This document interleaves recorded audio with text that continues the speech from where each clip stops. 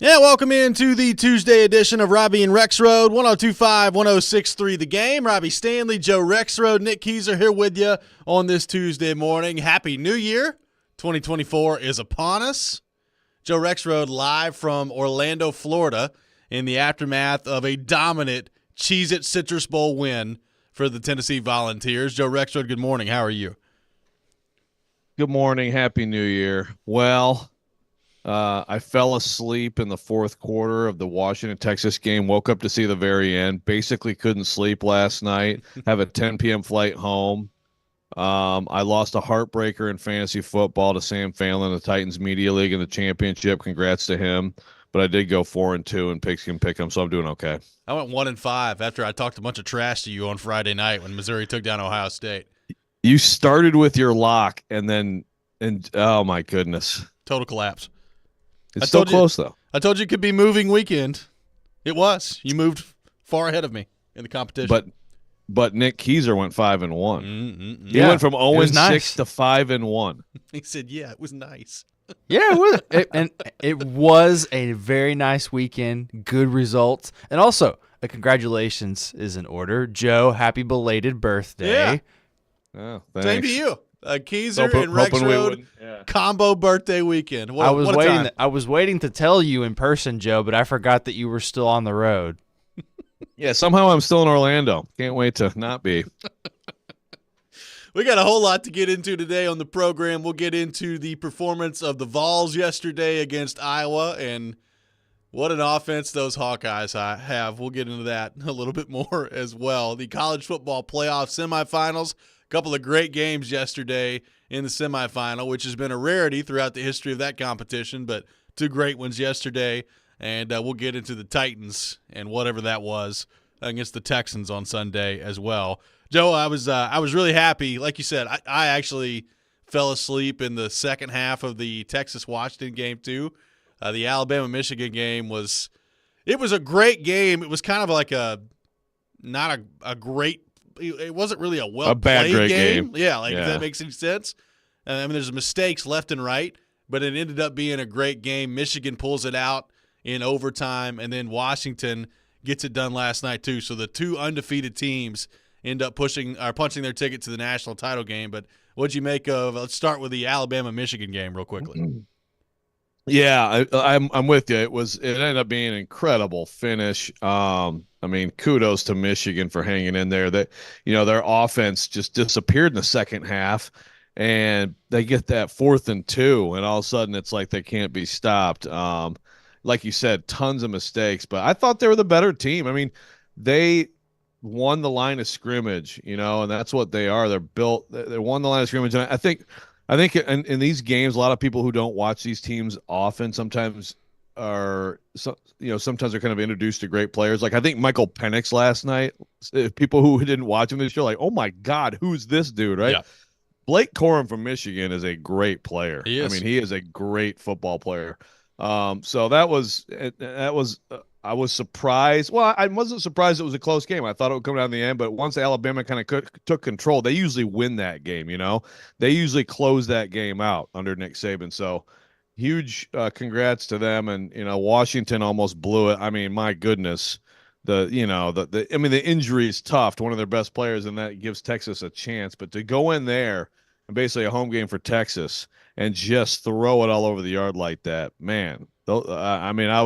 I'm impressed. I'm excited for the title game. I think it'll be really good. I do too. Michael Penix threw for 430 yards last night and 2 touchdowns against Texas. They win 37-31 down there in New Orleans in the Superdome. And what a game it was. What a weekend it was in college football. The Alabama part of this, like I don't know that I've ever really seen this before. It felt like the center, like the whole game, basically had the yips. Like he could not snap the ball. It was unbelievable. Like even the last play, like everybody's yelling about the play call, and I didn't think it was a great play call by Alabama, but the snap is so low that it throws the timing off of the entire play, and it was that way the whole night. They could not snap the football. Well, they had that drive where they're just moving early in the third, and then he has 2 in a row and just complete. And from then on, if you notice, like Milroe was like a catcher catching a 98-mile-an-hour fastball after that. He was like, catch it, and then here comes the play. Yeah. And honestly, that last play, if he gets it in rhythm, they have a lane. They're letting the guy come up field. Yeah. And he's supposed to follow him left, and then it totally threw it up. I don't know if he gets in or not, but he has a much better chance with just a.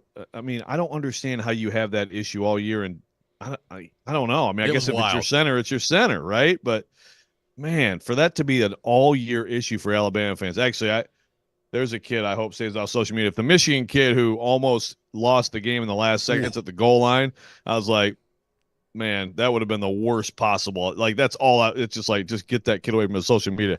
I would say that about the Alabama center today. You had Alabama not being able to snap the ball. You had Michigan not being able to do anything right in the kicking game, and they end up winning the game at the end of the day anyway. So it's a Michigan and Washington national title game coming up next Monday.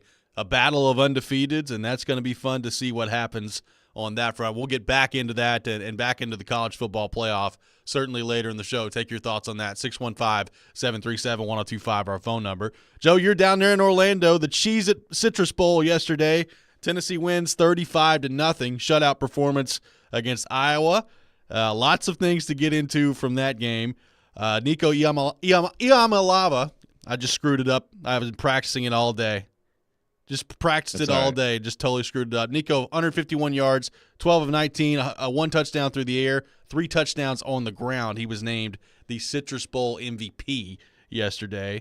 Iowa's offense stunk up the joint for 4 quarters.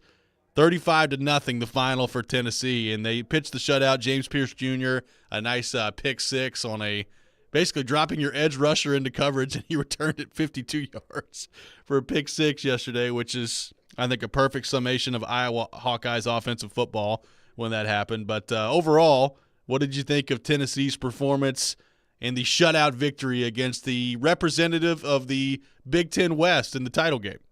My goodness. Yeah, that's the thing. It's like so much of the bowl season has been embarrassing for the Big Ten. Like, you think about Penn State getting crushed by Ole Miss and Ohio State. I mean, Ohio State had extenuating circumstances, but that's still pretty bad. Iowa, just awful. But Michigan saves the day. But that is truly one of the worst offenses, probably the worst, like, Power 5 team. I mean, I'm trying to think of like the worst Vanderbilt teams that I've seen. There's some bad stuff in there. And like over the years, like Northwestern or Purdue will have a terrible, but like that is a 10-win, division champion Power 5 team that can't tie its own shoes. Yeah, like it's just, I mean, the thing. I know, like, I wrote a column, of course, about Nico. There was a comment on there about the Vols' great defense. I was like, no, don't do that. Don't do that. I mean, I'm sorry, man, but like, I mean, they have some good players. They played well and all that. Like, what are you going to do? You can't do better than a shutout, right? But My God, did they get just gifted a shutout for this bowl game? Whoa, just absolutely atrocious. But the other side of the ball, Iowa's defense is very good. And they're legit. All those guys were there. I mean, look, I saw them play Michigan, and it ended up breaking on them because their offense is so bad, but like that's a legit defense, and that's why that's a 10-win team. It's the only reason it's a 10-win team. That and the punter, who now has the most punting yards in the history of college football in a season, who beat Johnny Pingle, Michigan State 1938's record. We all remember. Back when people just punted like on first down because that's how they played back then.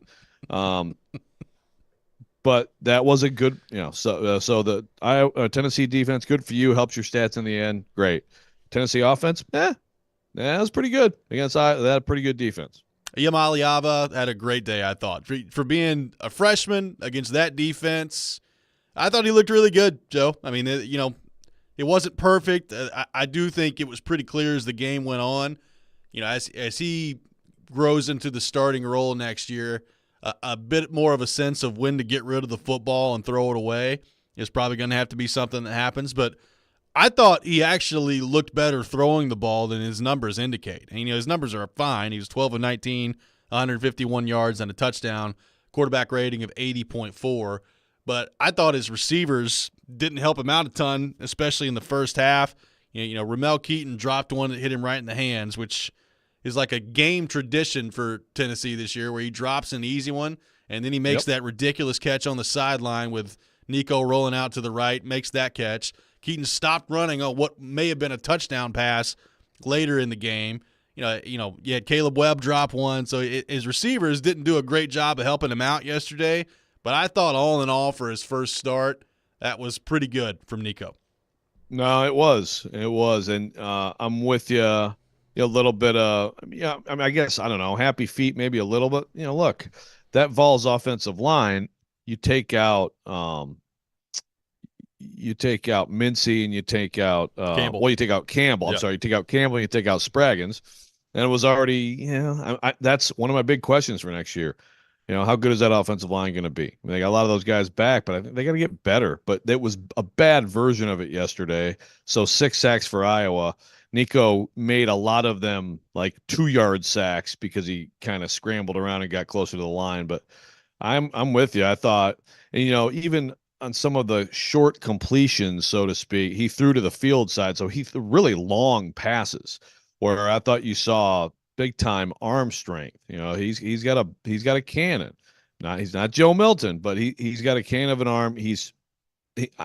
As they've been saying since he was a recruit, it's kind of stunning to see a 6'6" guy with that kind of wiggle and twitch. Yeah. But that's exactly what he is. I mean, like the Bryce Young thing, obviously another California guy he, watched as a kid, all that stuff.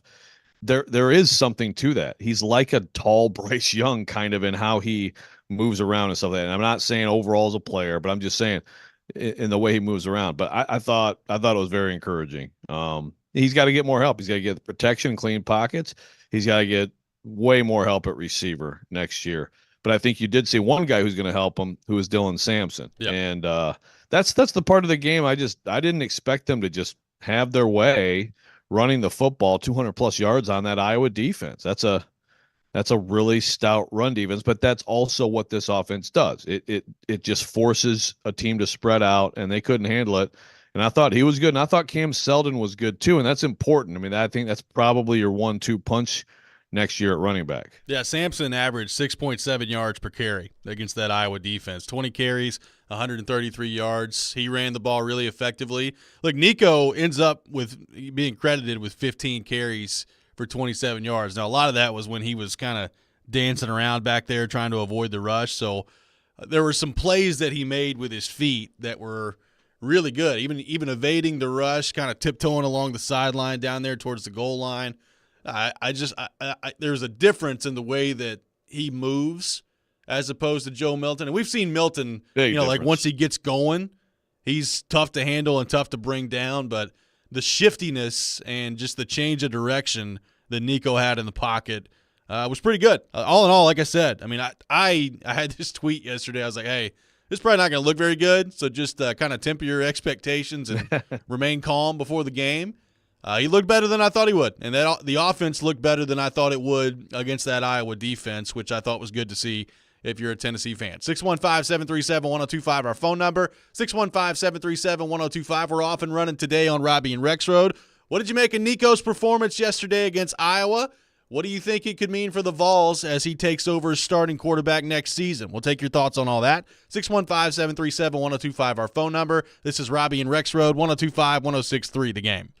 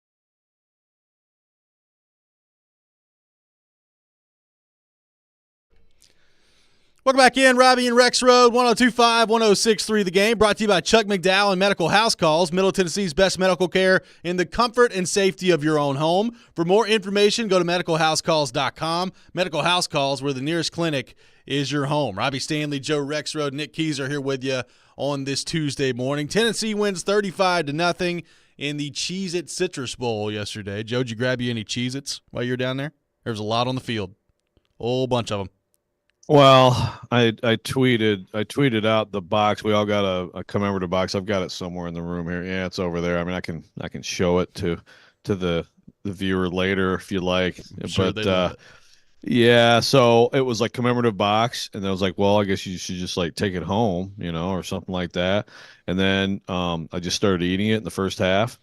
And I looked at the side and I tallied it up. It's like, if I eat this whole box, it's 1,800 calories worth of Cheez-Its today. And I stopped myself probably a little bit past the halfway point. So that's good. Kudos to me. Way to go. Thank you. Yes. So, yes, I ate a lot of Cheez-Its.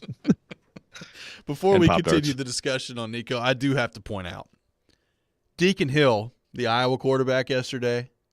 First off, I'm not convinced he's a quarterback. There's no way. He ends up 7 of 18. For 56 yards, 2 interceptions, a quarterback rating of 0.5. I don't know that I've ever seen that before, a quarterback rating of 0.5. Yeah, I can't recall that. It was bad. It's bad. Here's the thing with Iowa. For people who aren't familiar with Iowa this year, so Cade McNamara is supposed to be their quarterback. Cade McNamara was Michigan's quarterback, like in the playoff 2 years ago. Yeah. And then J.J. McCarthy beat him up, but he's good. And then they have two tight ends, Eric All, who's also at Michigan, and then Lachey, who is Jim Lachey's kid, who apparently is their next great first-round tight end, and they're all out and hurt. So just saying, like the coaches weren't like, let's go out and destroy football with our offense this year. What do you guys say, huh? Like they didn't plan for this to be this bad, but my goodness. And then you see the freshmen come in yesterday, and, there was a lot of questions for Kirk Ferentz after the game. Like, why didn't you just play him? And, at least he could run. Now it wouldn't have gone well there either. He was 2 of 7 for 4 yards. So, like, he got Tennessee on a couple runs, but it was just hopeless for them. Just hopeless. Just really bad. So on the Nico front, an impressive debut yesterday. And Joe, we know this is going to be the case. There's so much hype around him before he even stepped on foot at school there that whenever the time came for him to play, the expectations were going to be really high. He plays well yesterday. I think you saw glimpses of ultimately what they feel like he can be. And, Josh Heupel didn't really shy away from it after the game either. He talked about how they feel like he's going to be a great player. And, obviously a 5-star recruit. He's the most important recruit that Tennessee has had. You can make an argument in a couple of decades. So this is certainly going to be an era of Tennessee football when he takes over starting quarterback next season that is defining in a lot of ways of how Josh Heupel's tenure goes here with the Vols. Watching him play, making one start, you don't want to overreact to one start, but we know that the expectations are going to be really high for him. So as you look at what Tennessee has coming back next year, with him leading the way at quarterback, what do you think are fair expectations? What do you think the hype is going to be like for Josh Heupel and this team as they head into Nico's first year as the starting quarterback? Yeah, well, like you said, we knew this was going to get here at some point. Tennessee has, and I've been told this too, they've been doing all they can to protect him, to protect Nico, and to just kind of let him to wait and absorb college and all this until this comes. I still think that the timing was that there was definitely some takeage yesterday on this would have been better than Joe Milton all year. I still think it was the right decision. I think late in the year you could have gone to this maybe,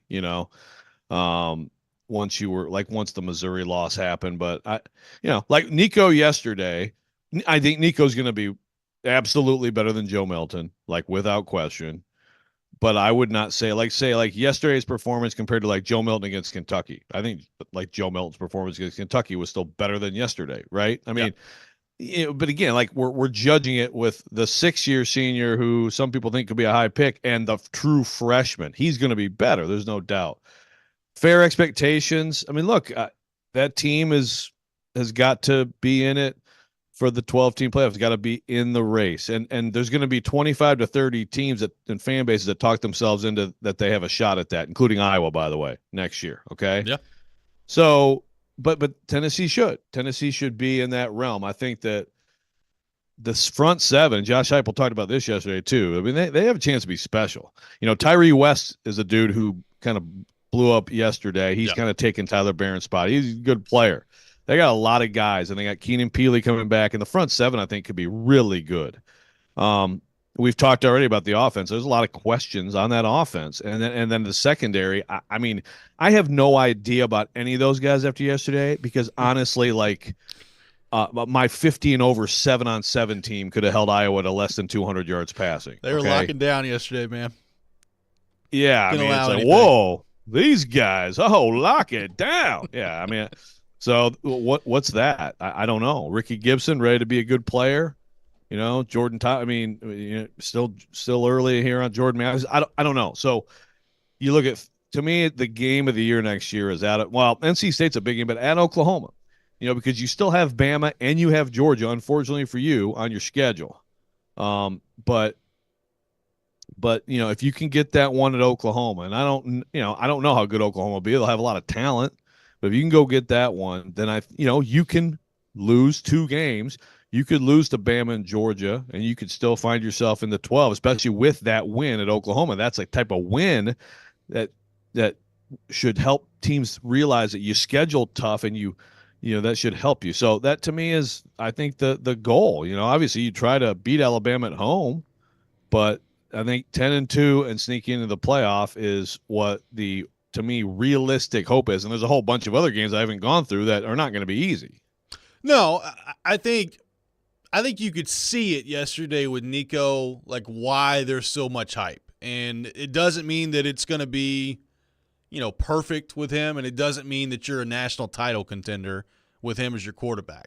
Now, having said that, a lot of Tennessee fans have talked about their recruiting, right? And Tennessee's recruited well. They have not recruited to the level of a Georgia or an Alabama.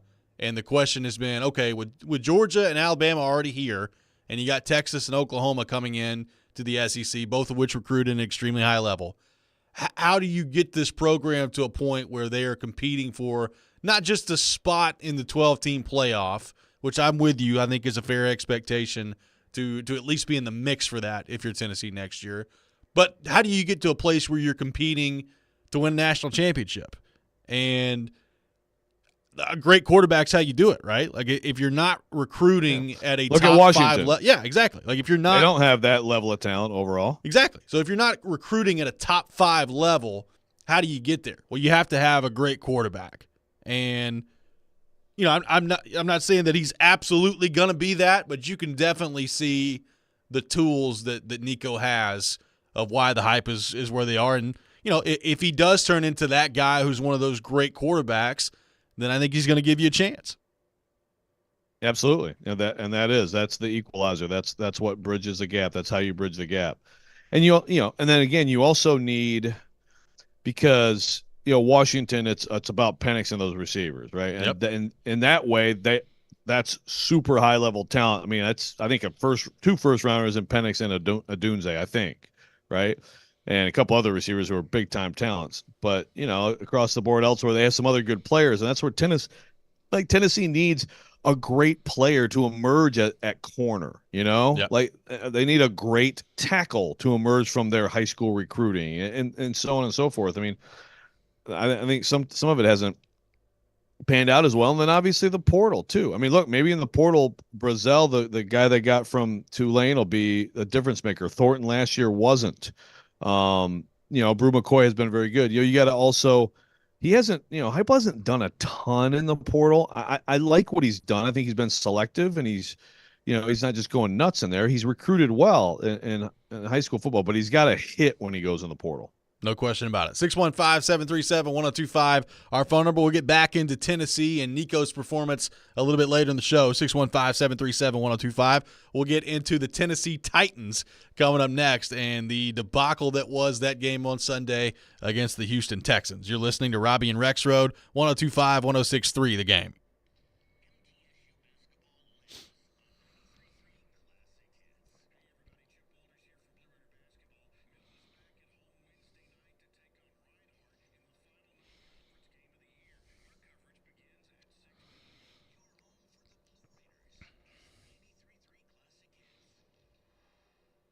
Hey, Robby Stanley here, and the NFL regular season is wrapping up, but there's still time to get in on the action with FanDuel, America's #1 sportsbook. Right now, new customers get $150 in bonus bets guaranteed when you place a $5 bet. That's $150 in bonus bets, win or lose. A win-and-in playoff game for my beloved Green Bay Packers coming up this week against the Chicago Bears. I think the Packers get it done at home. I think they win that game, but you can take it any way you want to take it. Just make sure you do it on FanDuel Sportsbook. The app is so easy to use, and there's so many different ways to bet, like live same-game parlays. They've got your traditional bets like point spreads and money line as well. So take it any way you want to take it. All you got to do, visit FanDuel.com/Rob and make your first bet a layup today. FanDuel, official partner of the NFL. Must be 21 years or older and present in Tennessee. First online real money wager only. $10 first deposit required. Bonus issued is non-withdrawable bonus bets that expire 7 days after receipt. Restrictions apply. See terms at sportsbook.fanduel.com. Got a gambling problem? Call the Tennessee Red Line at 1-800-889-9789.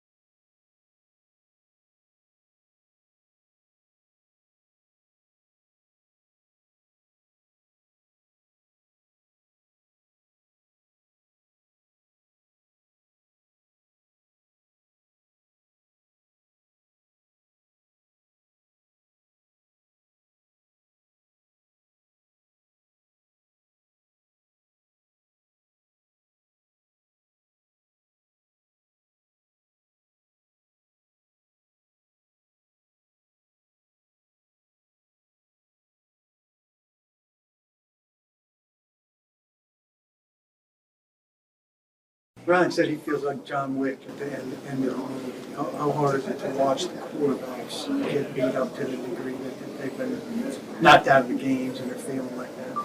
Yeah, I'm not going to kick my teammates down. We all didn't play well enough as a group. It's tough to see your quarterback get hit, but we all just got to be better collectively to be able to make plays and not have sacks. That was Derrick Henry after the Titans game on Sunday. The Titans get blasted 26-3 by the Houston Texans, and yet another disastrous loss for this team, which We've had a few of those this year. Welcome back in, Robby and Rexrode, 102.5, 106.3 The Game. Live from our 102.5 The Game studio, brought to you by Spring Hill Heating and Cooling. Keeping your home feeling comfortable all year round. Visit springhillac.com. 26-3 on Sunday, Joe. Lots of anticipation, at least from my standpoint, heading into the game of Levis versus Stroud, and didn't get to see a whole lot of that. Will Levis gets knocked out of the game in the first half, and Ryan Tannehill comes in the aftermath of that. Tannehill goes 16-20, 168 yards, quarterback rating of 101.7.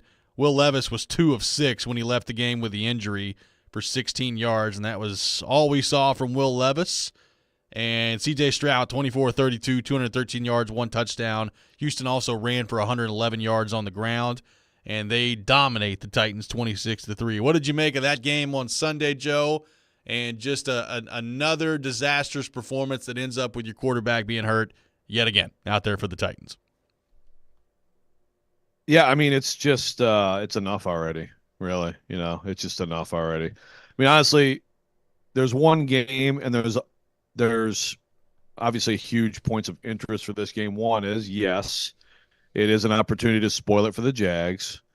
But probably more importantly than that, it's potentially Derrick Henry's and Ryan Tannehill's, but Derrick Henry's in particular, last game in a Titans uniform. So that's good, because if it wasn't for like stuff like that, I think it would seriously be like, please just get someone off a practice squad and put them at quarterback and stop hurting your people. Yeah. Like stop hurting your employees intentionally with this offensive line. I mean, it's brutal. And look, I don't have like some outrage. I know definitely some Titans fans came at me like, now I want Vrabel fired because you cannot do that to Will Levis.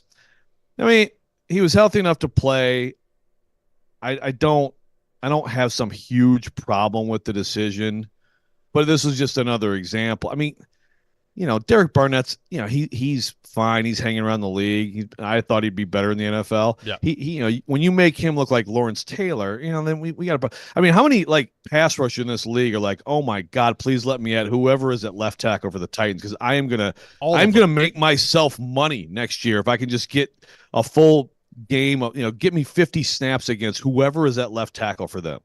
It's just atrocious. And, I mean, this is just another reminder, because obviously, I mean, Jalen Duncan was banged up, but then it was kind of performance, and they went back to Dillard. And then you just see Andre Dillard, he is actually worse than Dennis Daly. They're actually worse this year than Dennis Daly, and that is not easy to do, but it's true. And, so no matter what else they did last offseason, and they did plenty of good things, that choice and mistake and the damage it's done, it's just hard to get past that and look at anything else. It's brutal. It's I was watching this game, and I even tweeted this at some point. I was like, mercifully, this thing's over with next week. I mean, that's what it's down to if you're a Titans fan. Is all right, let's get through this next game here, and then let's get on to the offseason and start making some decisions as to how you fix this as you move forward. Because, like you said, it's enough. Like, trying to glean anything else out of this, like, I'd be surprised if Levis plays on Sunday again against the Jags. Like, honestly, at this point, just sit him down and make sure he's healthy heading into the offseason, and then let's go from there. Other than the Henry/Tannehill intrigue, and really the Tannehill thing is kind of done at this point. So the Henry intrigue on Sunday, that's about it for the Titans. Like, you've got a chance to play spoiler for Jacksonville. But beyond that, I mean, it's just, I think Titans fans watching their reaction in the aftermath of this game are just so ready for this season to be over with and to move on and to look at what's next and what that's going to be. I mean, you look at where they're at right now. They're the 7th overall pick in the draft at the moment. Giants are 5-11, Chargers are 5-11, and they're 5-11. They're either going to be 6-11 or 5-12. We know that at this point. So they're going to have a top 10 pick. They're going to have a top 10 pick. Will it be 5? Will it be 7? Will it be 6? We'll just have to wait and see what that looks like. But it's brutal. And just watching that take place, I mean, they couldn't run the ball again. Derrick Henry had 12 carries for 42 yards, so that was an improvement over the 16 for 9 that he had against Houston 2 weeks prior to that. But you look at the receiving, and look, even the first drive of the game, Joe, I think it was like the second or third play. They drop back and they chuck a deep one to Traylon Burks. It's a great throw from Will Levis. Hits him right in the hands, and he drops it. And it's just like, geez, like, can somebody make a freaking play on this offensive side of the ball that's not named Will Levis, Derrick Henry, or DeAndre Hopkins? And the answer is no, they can't. And, I saw that from Burks, and I'm just like, I just don't get it with that guy. He ends up with 2 catches for 11 yards, drops the one that's just laid right in the breadbasket down the field. Hopkins was good on Sunday, 7 catches on 7 targets for 72 yards. But they got so much to figure out on the offensive side of the ball that I think Titans fans are just ready to get it over with, and let's start to figure some of that stuff out. Yeah, there are 3 guys who, in particular, who are kind of, have risen above this, and they're not the only ones. A lot of these guys have been fighting and everything like that. But it's a better day, like you said, for Derrick Henry, but he gets to 1,000. That's no small feat this year. I'm not going to pretend like Derrick Henry is the exact same player. He's not, from a couple years ago, but to get to 1,000 yards with this offense, with this offensive line, that's a big time feat to me. And also, with less work than he's had. So that DeAndre Hopkins has been fantastic. He gets to 1,000. Then Harold Landry has 8.5 sacks here, like really recently, 10.5 on the season. How about the Titans being the only team with this? Mike Keith had this stat: multiple double-digit sack guys in the NFL. and here they are at 5-11 at 5-11. But yeah, it's just the offensive line. It's just become this thing, and now it's almost like, I mean, obviously teams are teeing off on them, but I mean, there's a certain, they just look so demoralized, like it's gotten worse, and maybe the negativity has fed that, and there's just zero confidence at all out there, and it's like everybody's taking turns getting embarrassed. So it's just it is personnel, and it has to be fixed and all that stuff, but also I don't think they've handled it well. I think that's where you do look at coaching, and you can't just completely take it off the coaching and just say it's all bad personnel. Like, they have not responded here. And, honestly, I think I don't expect anything great, in their last game, but they like, after that last game, it's like they need to show a little bit more pride here, in figuring. And look, they had 6 linemen. They were trying different things, and none of it worked. But they've really gone downhill from bad here late in the season. Well, the quarterbacks, Levis and Tannehill, got hit a combined 12 times again. So, I mean, they're getting hit double-digit times per game every game. I mean, it's what it is at this point. I did appreciate after the game, Joe, like a little moment of honesty from Tannehill. So, Tannehill has been largely a pro at saying some things without really saying anything at all. And Kuharski asked him after the game on Sunday, he's like, does it feel like there are some times where you just have no chance back there? And he's like, oh, yeah, definitely, for sure. There definitely feels like some times where there's nothing that you can do back there, which I appreciated from Tannehill. Well, the John Wick, that's a heck of a line. Absolutely. Felt like the John Wick at the end of a John Wick movie. So yeah, that pretty much says all. Yes, he's been very careful. It's okay, Ryan. Just let it fly. Tell us what you feel a little bit. Yeah. And I saw, Dylan Radins talking to reporters saying, hey, I mean, we're out there trying, and they are, but my gosh, that kind of tells it too, right? Yeah. Like they know how bad they've been.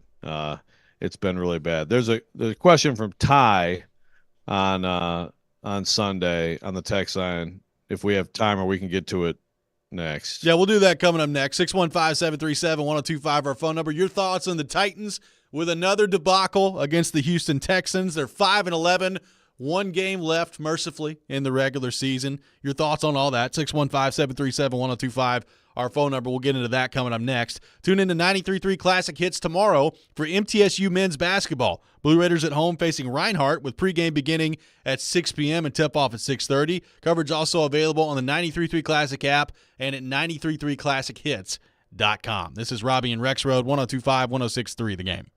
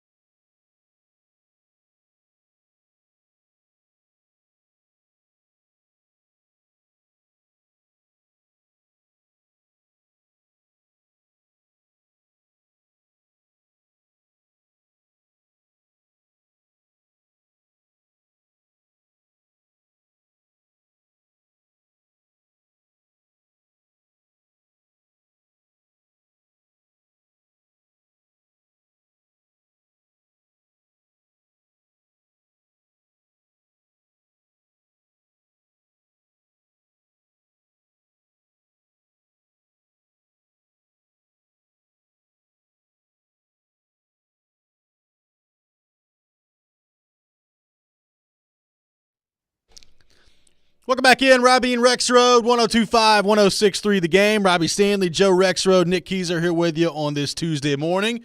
Another beatdown for the Titans at the hands of the Houston Texans. They lose 26-3 on Sunday. We're taking your thoughts on that. 615-737-1025. One game left for the Titans. They'll either be 5-12 or they'll be 6-11 to close out the season here. So going to be a tough one either way.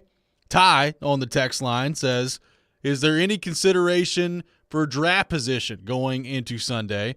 I want them to have the best chance at the best left tackle possible. If they win, that's potentially a 4 or 5 spot difference. Am I wrong for that? This is from Ty on the text line. Joe, your thoughts as the Titans prepare for their final game of the regular season? Well, I don't know that that's accurate. I want to say the lowest they can be is 8. That is correct. So what's the highest they could be? Well, could they be 4? I don't know.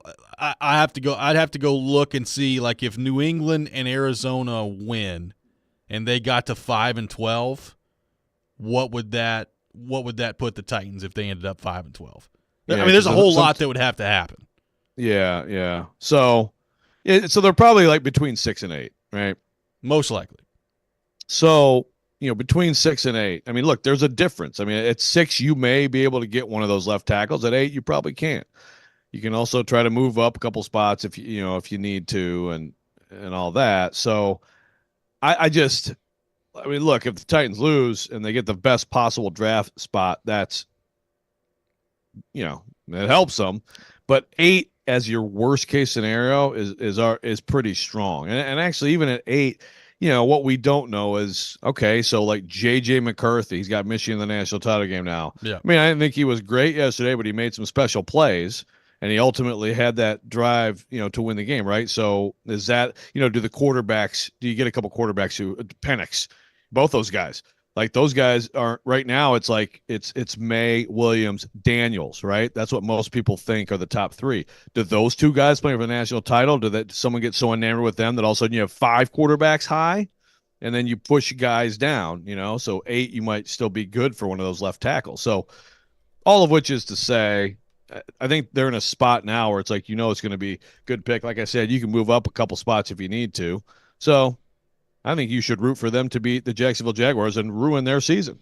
Well, the thing is, so Chicago has locked in the number 1 overall pick. Carolina's at 2-14. Nobody can catch them, and they've got Carolina's number 1 overall pick. So Chicago is at number 1. I think they're taking a quarterback, but we'll see what ends up happening with Justin Fields. Washington's at number 2 right now. They need a quarterback. New England's at number 3 right now. They need a quarterback. So you're talking about 3 quarterbacks potentially right there. What's Arizona going to do? Are they continuing to go forward with Kyler Murray?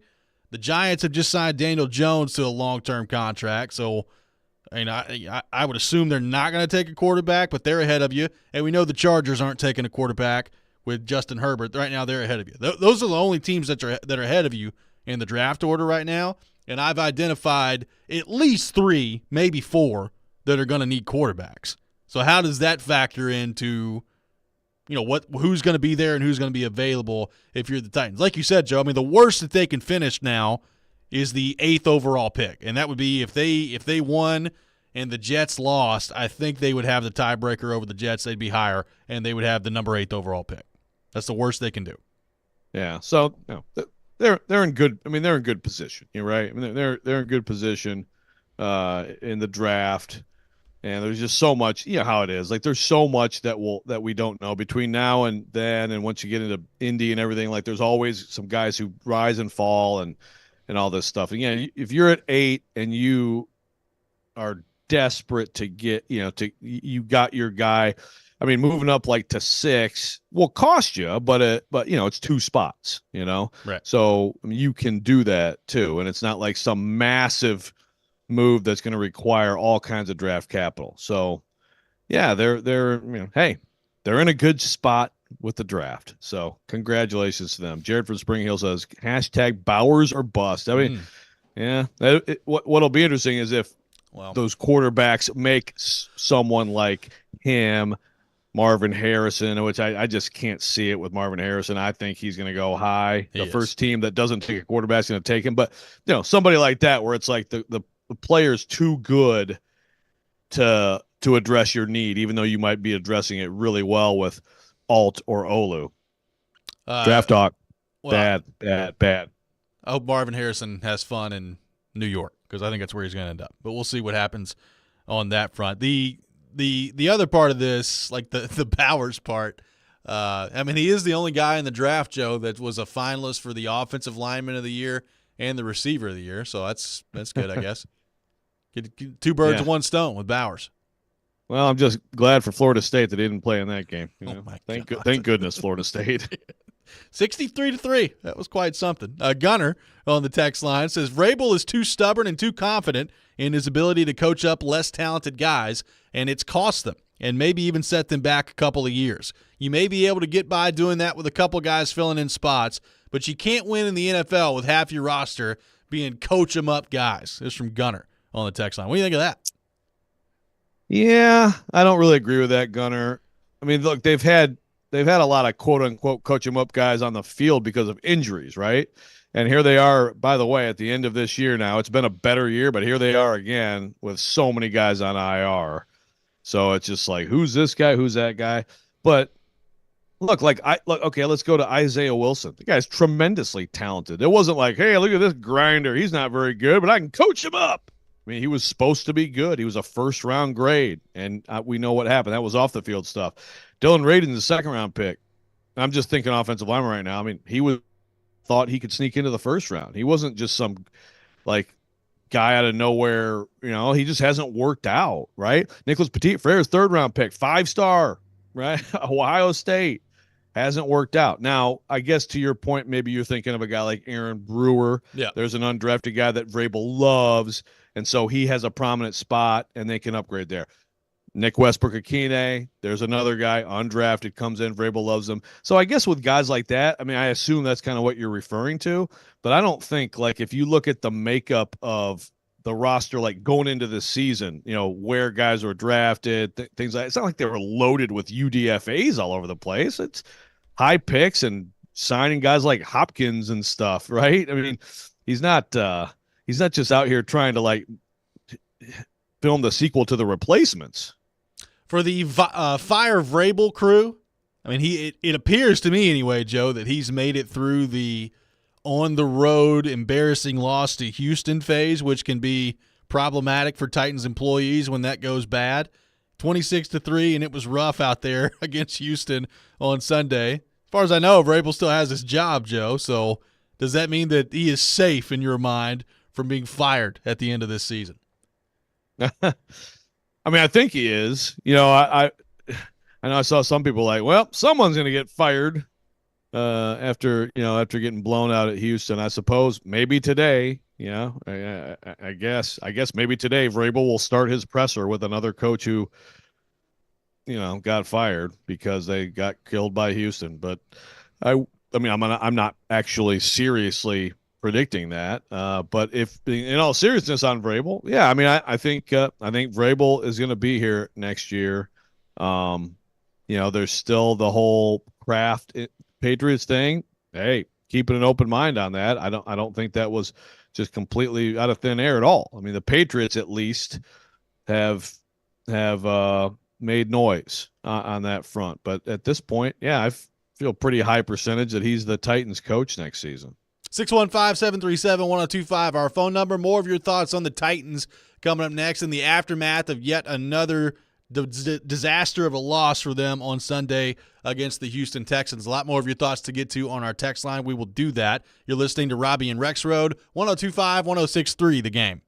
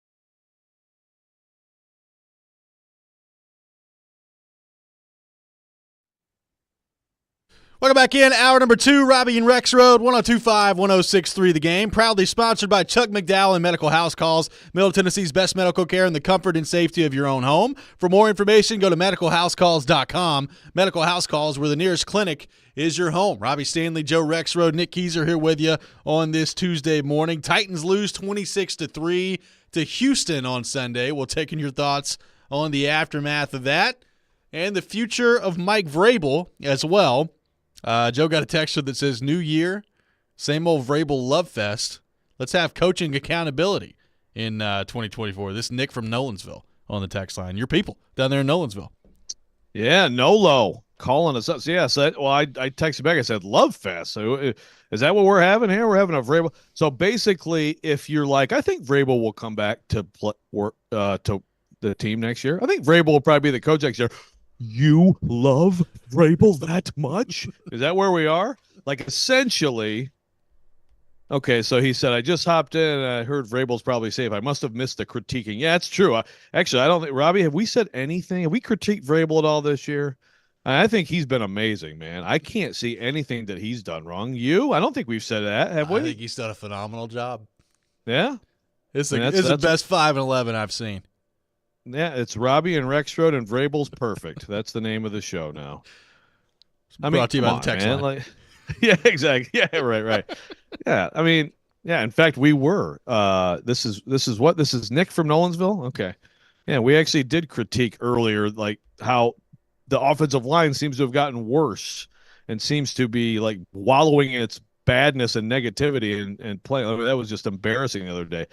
No one. Vrabel's lost 18 of 23 games, so that is what it is. You know, no one is throwing a parade for Vrabel. But do I think that Vrabel will be and should be the coach next year? Yes. If you want to call that a love fest, that's fine. We can disagree if you think he should be fired, but I don't think that critiquing someone or holding someone accountable has to just be they must be fired. Well, and to that point, I still believe, like, even if you're a Titans fan that wants Vrabel out, like, if there's interest in him from another team, it makes no sense to fire him. Get something for him, right? Well, there's that too. Like, Sure. Like, if you want him out and the Patriots want him, which, as you've said, that's going to be a really interesting nugget to this offseason. You know, it feels more and more like Belichick has done in New England. So what are the Patriots going to do? If it is Vrabel, who is their top target, that's something that the Titans and Amy Adams Strunk need to listen to. We've talked about that for months at this point in terms of what that could be and the compensation. And, Koharski on the show has brought up, well, if Robert Kraft, who is a Hall of Fame owner, wants your head coach, that should probably make you think twice if you're Amy Adams Strunk. And I certainly hear that. I also wonder, like, if you're Amy Adams Strunk, as the way this season has gone down, has that influenced what you would be willing to take for Mike Vrabel? Like, if they come, and I ask you, Joe, do you think any differently of that? Like, if the Patriots come with a strong offer, and let's say it's a couple of first-round picks or a first-round pick and a second-round pick or whatever it is, as the way that things have played out, has that influenced your thinking at all in terms of what you may be willing to accept for a Mike Vrabel trade to this point? I would think so. Look, it's 18 and 23. I mean, I think it's a personnel issue first. I think that Vrabel, like Alex from Montreal says, I don't know how 12 wins out of 34 safeguards any job. Look, maybe she'll fire him or she'll actively look to trade him. I don't know. Okay. But again, the 12 of 34 is on the tail end of right before that. What did he do? What was his record?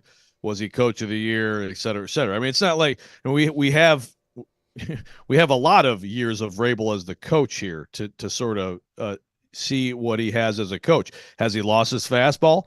Is the voice not working in the room? I mean, all those are fair questions when you lose this much. They really are.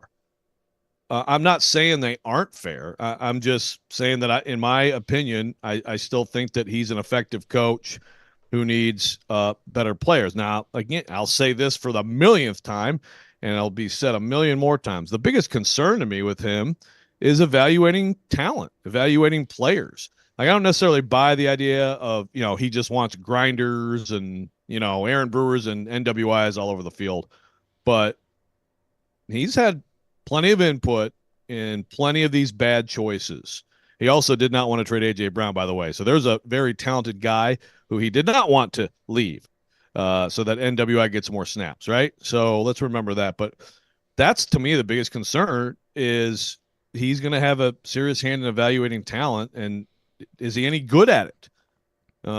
Because obviously they have to go on a run here of hits, of check marks on good choices in free agency in the draft to get out of this mess. And I don't know that he's, I just don't know right now. It's been bad. And so he's had a lot of input in a lot of bad. Well, I feel feel like coach, I feel like he's lost the benefit of the doubt, right? Like there was a time where he had the benefit of the doubt, and they made the move last year. They fired John Robinson. So you can put last year on John Robinson, right? They were 7-5. They fired the general manager. They got rid of the general manager.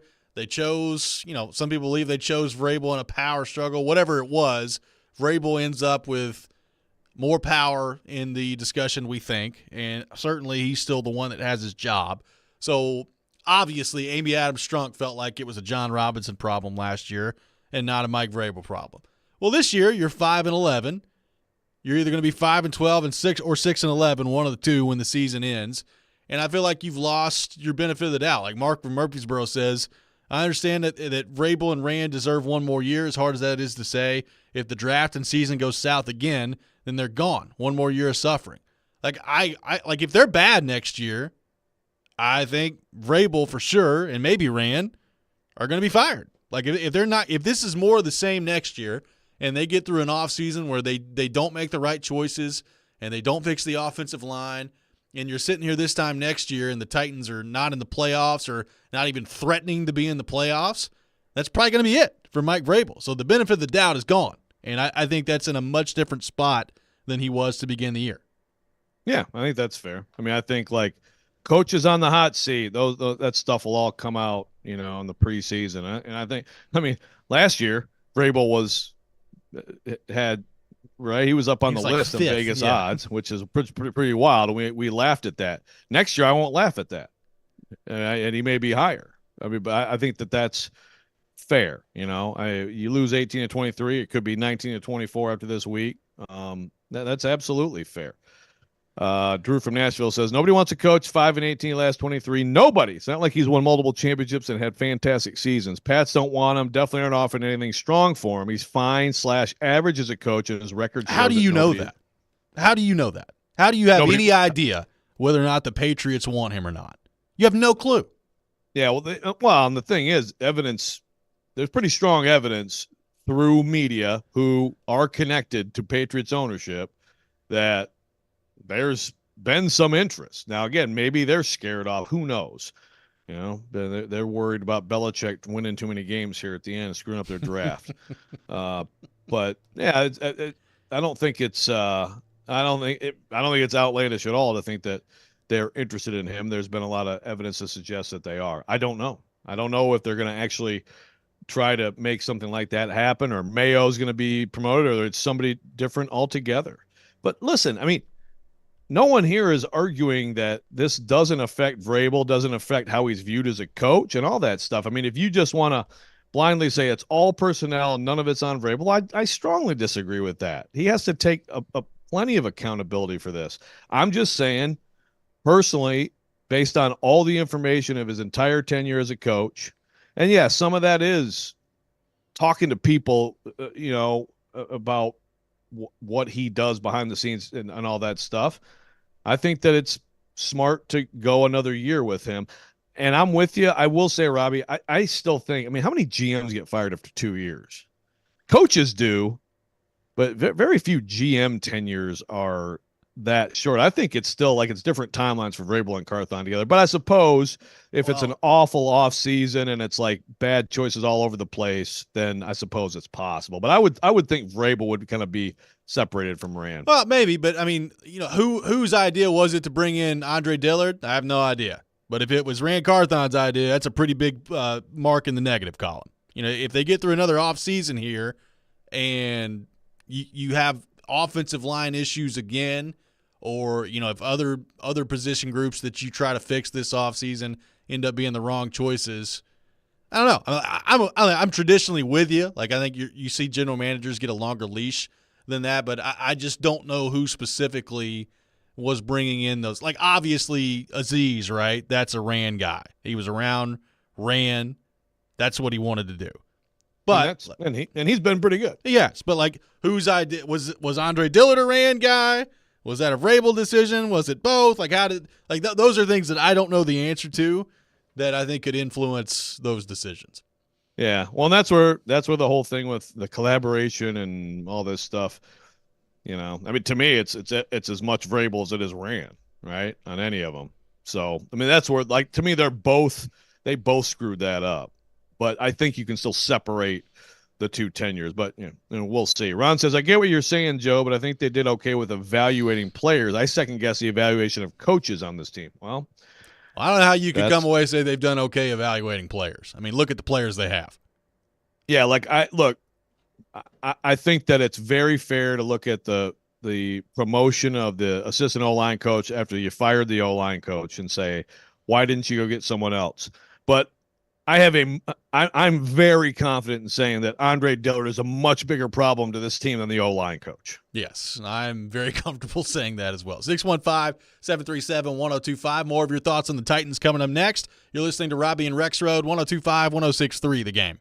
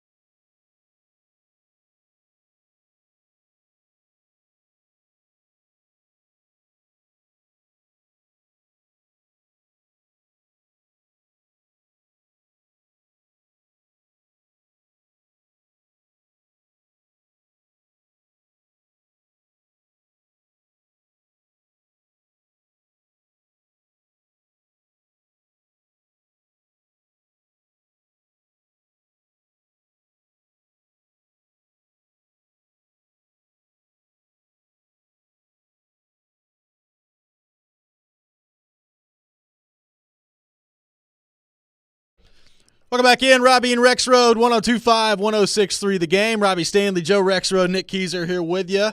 Taking your thoughts, 615-737-1025.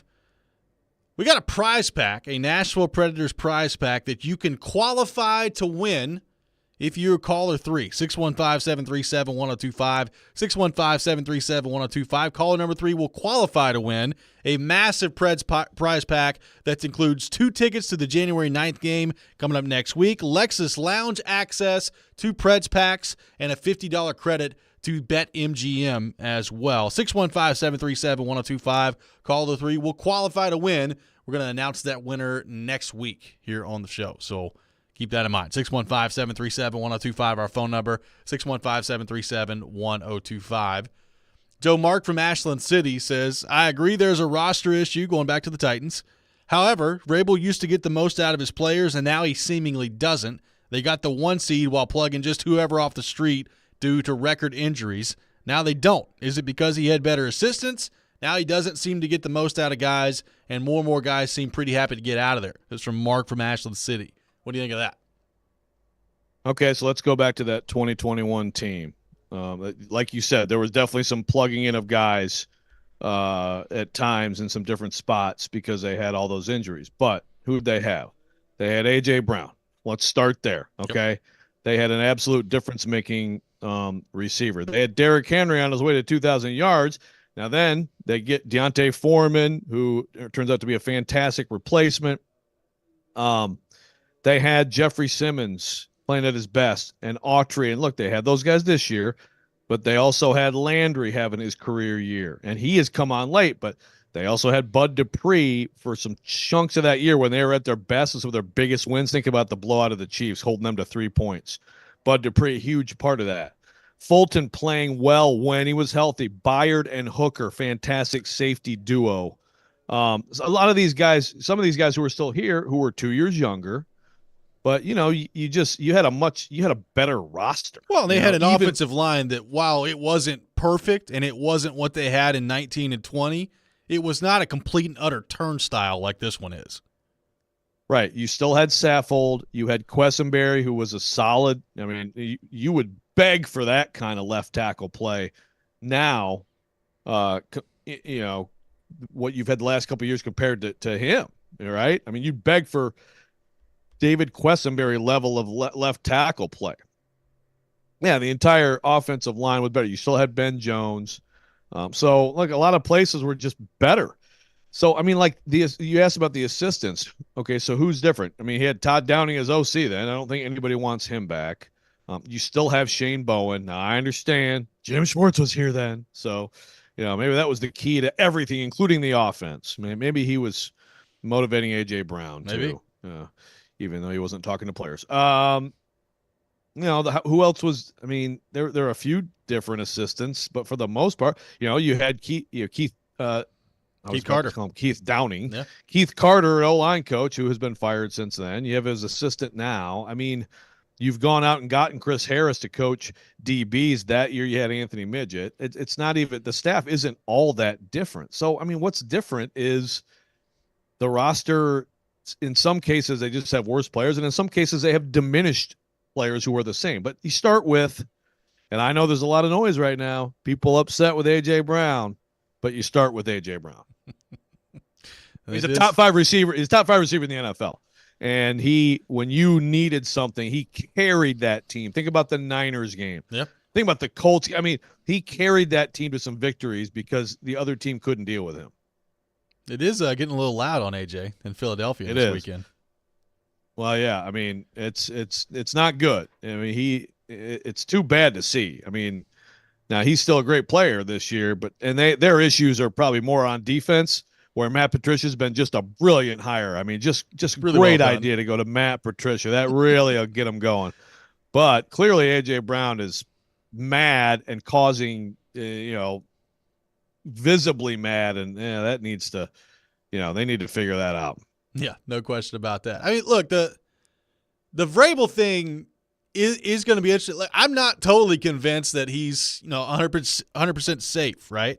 Like they could get to next week And this time next week, we could be talking about the Titans moving on from him. I mean, I don't think so, but I'm not convinced 100% that Amy Adams-Strunk's not going to fire him at the end of the year. And like you said, Joe, when you've lost 18 of 23 or whatever it is, it's bad. Like, it's really bad. And I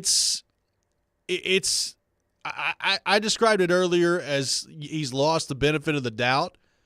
Maybe if you're Amy Adams-Strunk, you think that he has lost his fastball and that his best days are behind him and that the time is now to go bring in somebody else. Now, the other part of this that's interesting that I think does factor in, and it's not 100% a reason to keep a coach at all times, so I'm not saying that.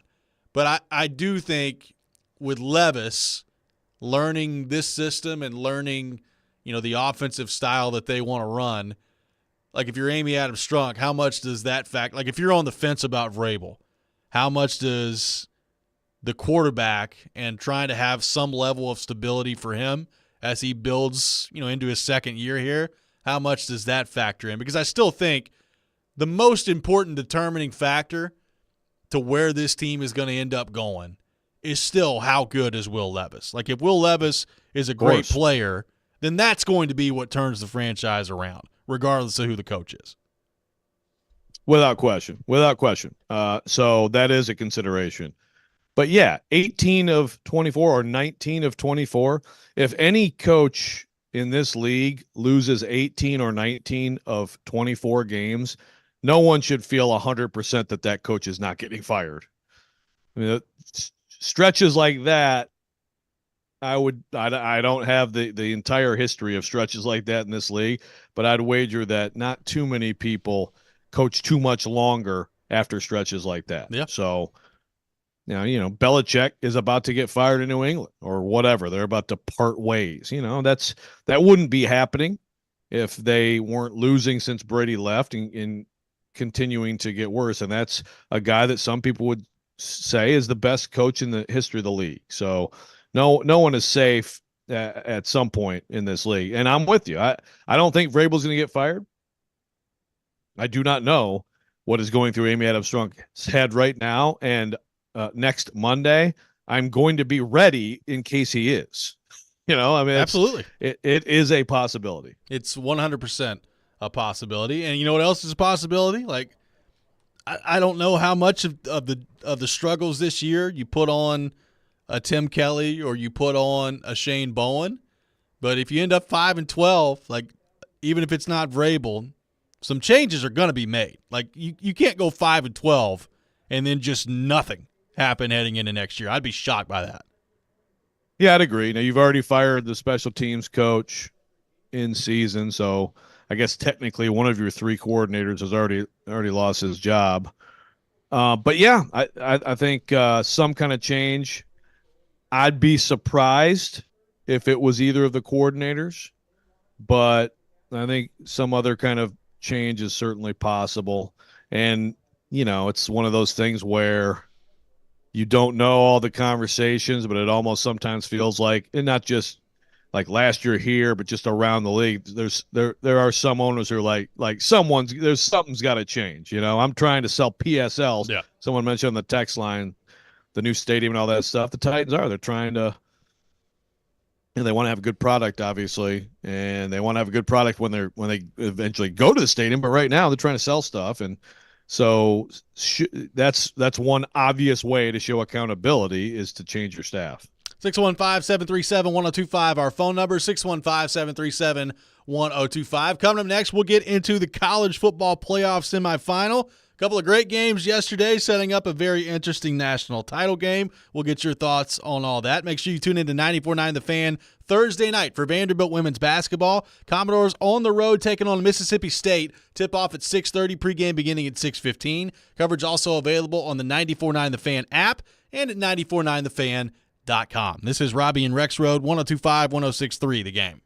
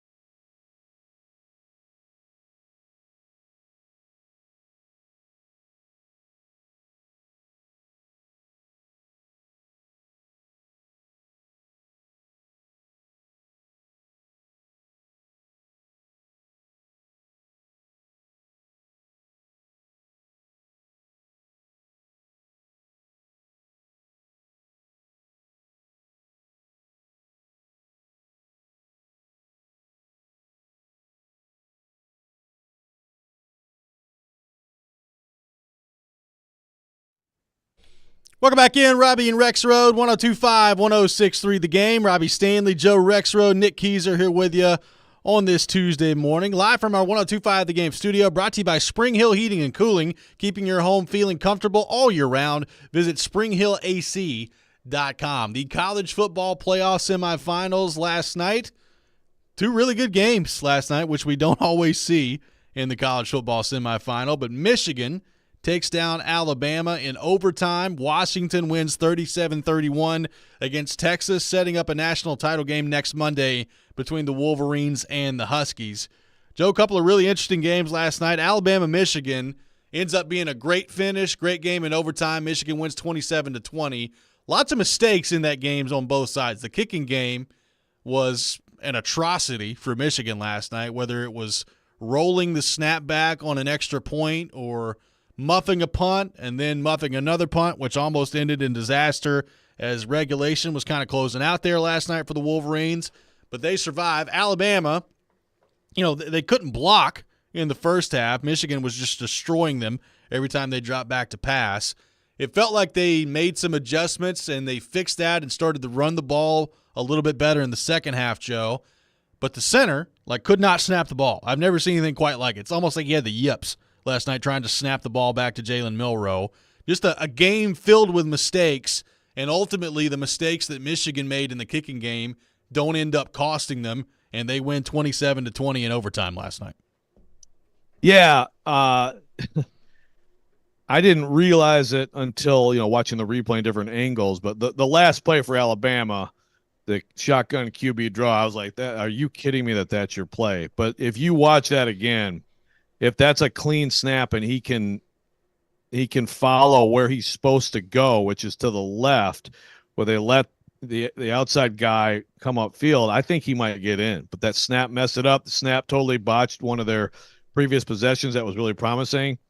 It's just weird that this is a thing all year and that they never really figured that out. Another thing that was weird to me, Alabama is completely stifling Michigan, has flipped the game, is dominating the game. After Michigan, I thought, dominated the first half, and Michigan should have been up more than 13-10. But Alabama is completely dominating, and then credit to Michigan. Incredible drive to tie it, and it just flipped. I mean, 2 runs in overtime, and you're in the end zone. Blake Corum is a great football player. Blake Corum is probably should have been at least gotten a little bit of love. I think Corum and McCarthy both got votes, which is terrible, but I'm okay with Corum getting a vote. When you really look at what a great football player he is.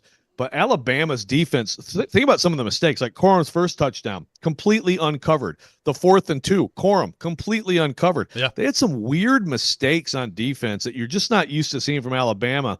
And this has been such a tough team for Alabama and has improved so much. I think he's done a great job with this team. Think about what they did in clutch moments against Georgia in Atlanta to get to the playoff. And they were not as tough or as clutch as Michigan. So I give all the credit to Michigan.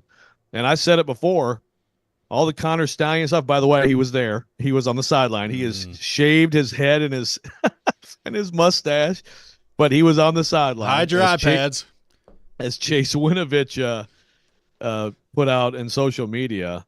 But apart from all that, if Michigan finishes this job, I don't know if it'll be vacated or not. I tip the cap to those kids for what they've done, because that is a great football team. And that's the shame of the Connor Stallions thing, is that I think this does help everybody see, it's not just Connor Stallions. Did it help them in some games? Probably.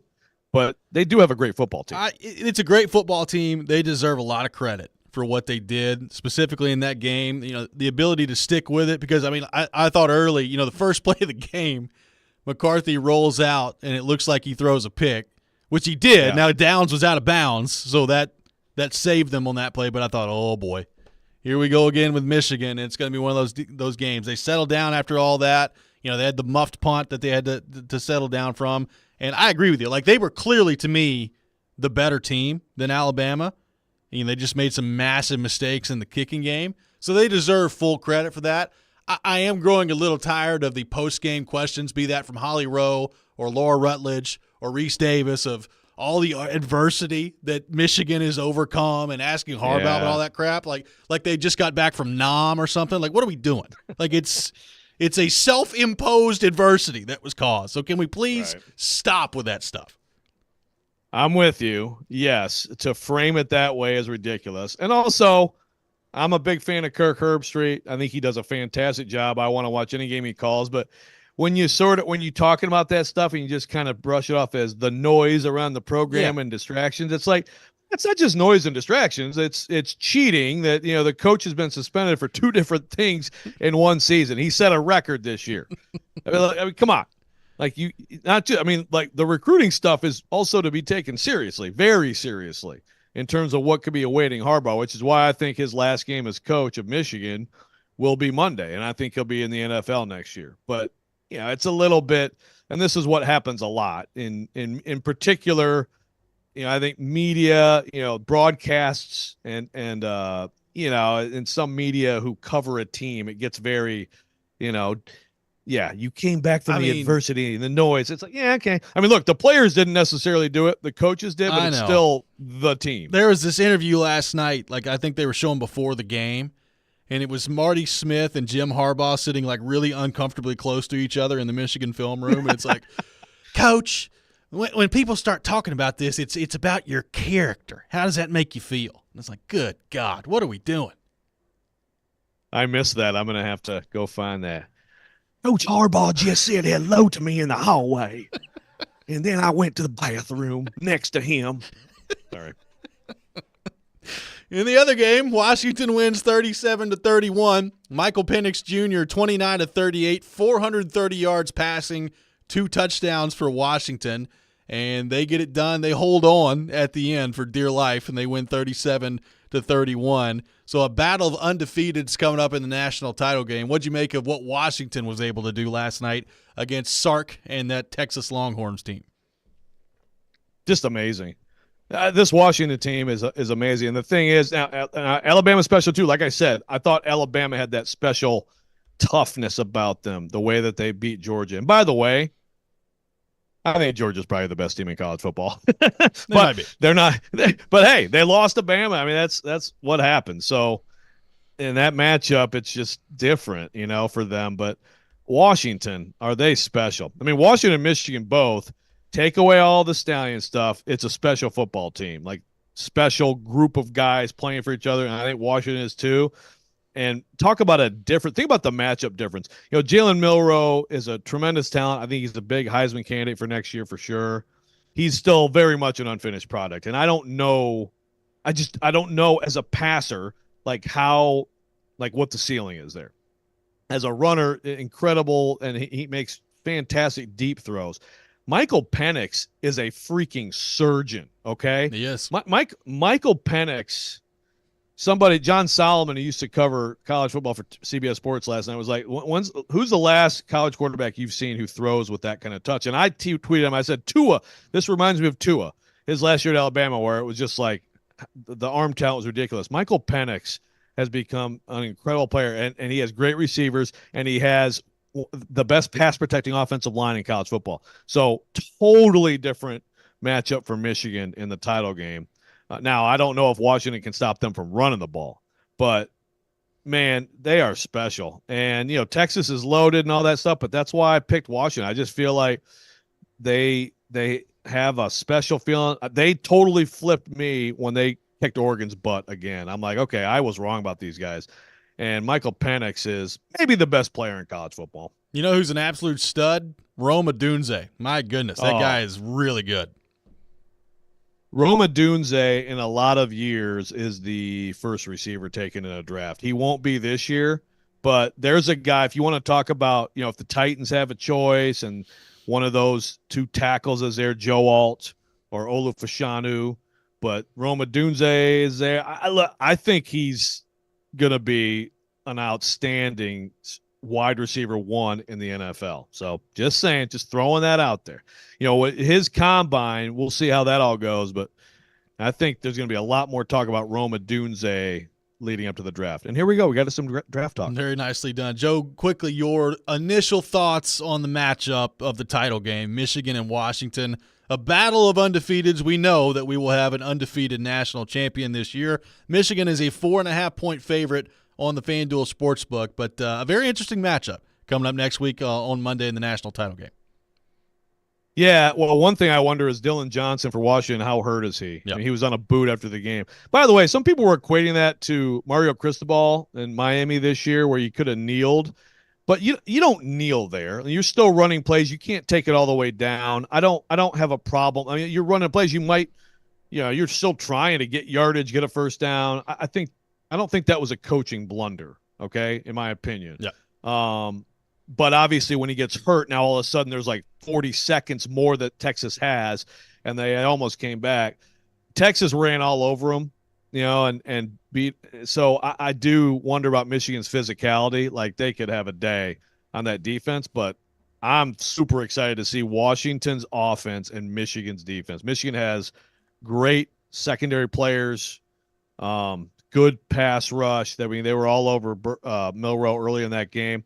That is going to be an absolute heavyweight. The Michigan D, Washington O. I think ultimately, we're headed for a great game. I think we're going to go 3 for 3 this year. Quinn Ewers got a little banged up last night, Joe, and Arch Manning put his helmet on and started warming up, and I was like, here we go. Little Arch Manning action. Didn't see it, though, unfortunately. Glad Quinn Ewers is not hurt, but I was excited to see Arch. It would have been like Y2K. I was in Orlando for Y2K because Michigan State played Florida here in this bowl game, like the first of 6 times I've covered it.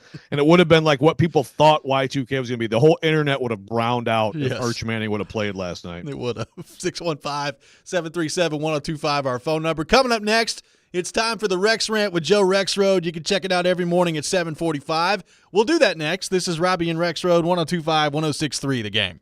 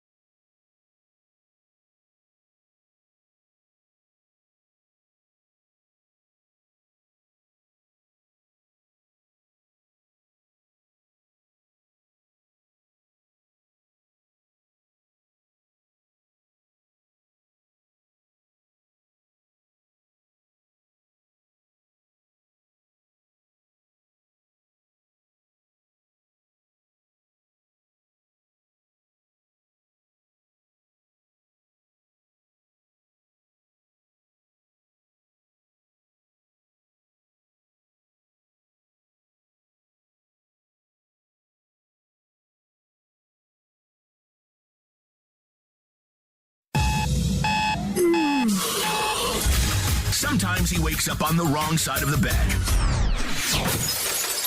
And sometimes he's just, well, Joe. Awkward moment, let's do it. This is the Rex Rant, now on Robby and Rexrode. Another thing, stop playing us, man. We the Detroit Lions. We the Detroit Lions. Stop playing with us. I don't even watch TV, but I heard everybody already picked the Packers over us. Stop playing with us. That's all I gotta say, man. Don't let these tears fool you. It's all dog around this mug. It is that time of the day, time for the Rex Rant with Joe Rexrode. You can check it out every morning at 7:45. Joe Rexrode's rant of the day.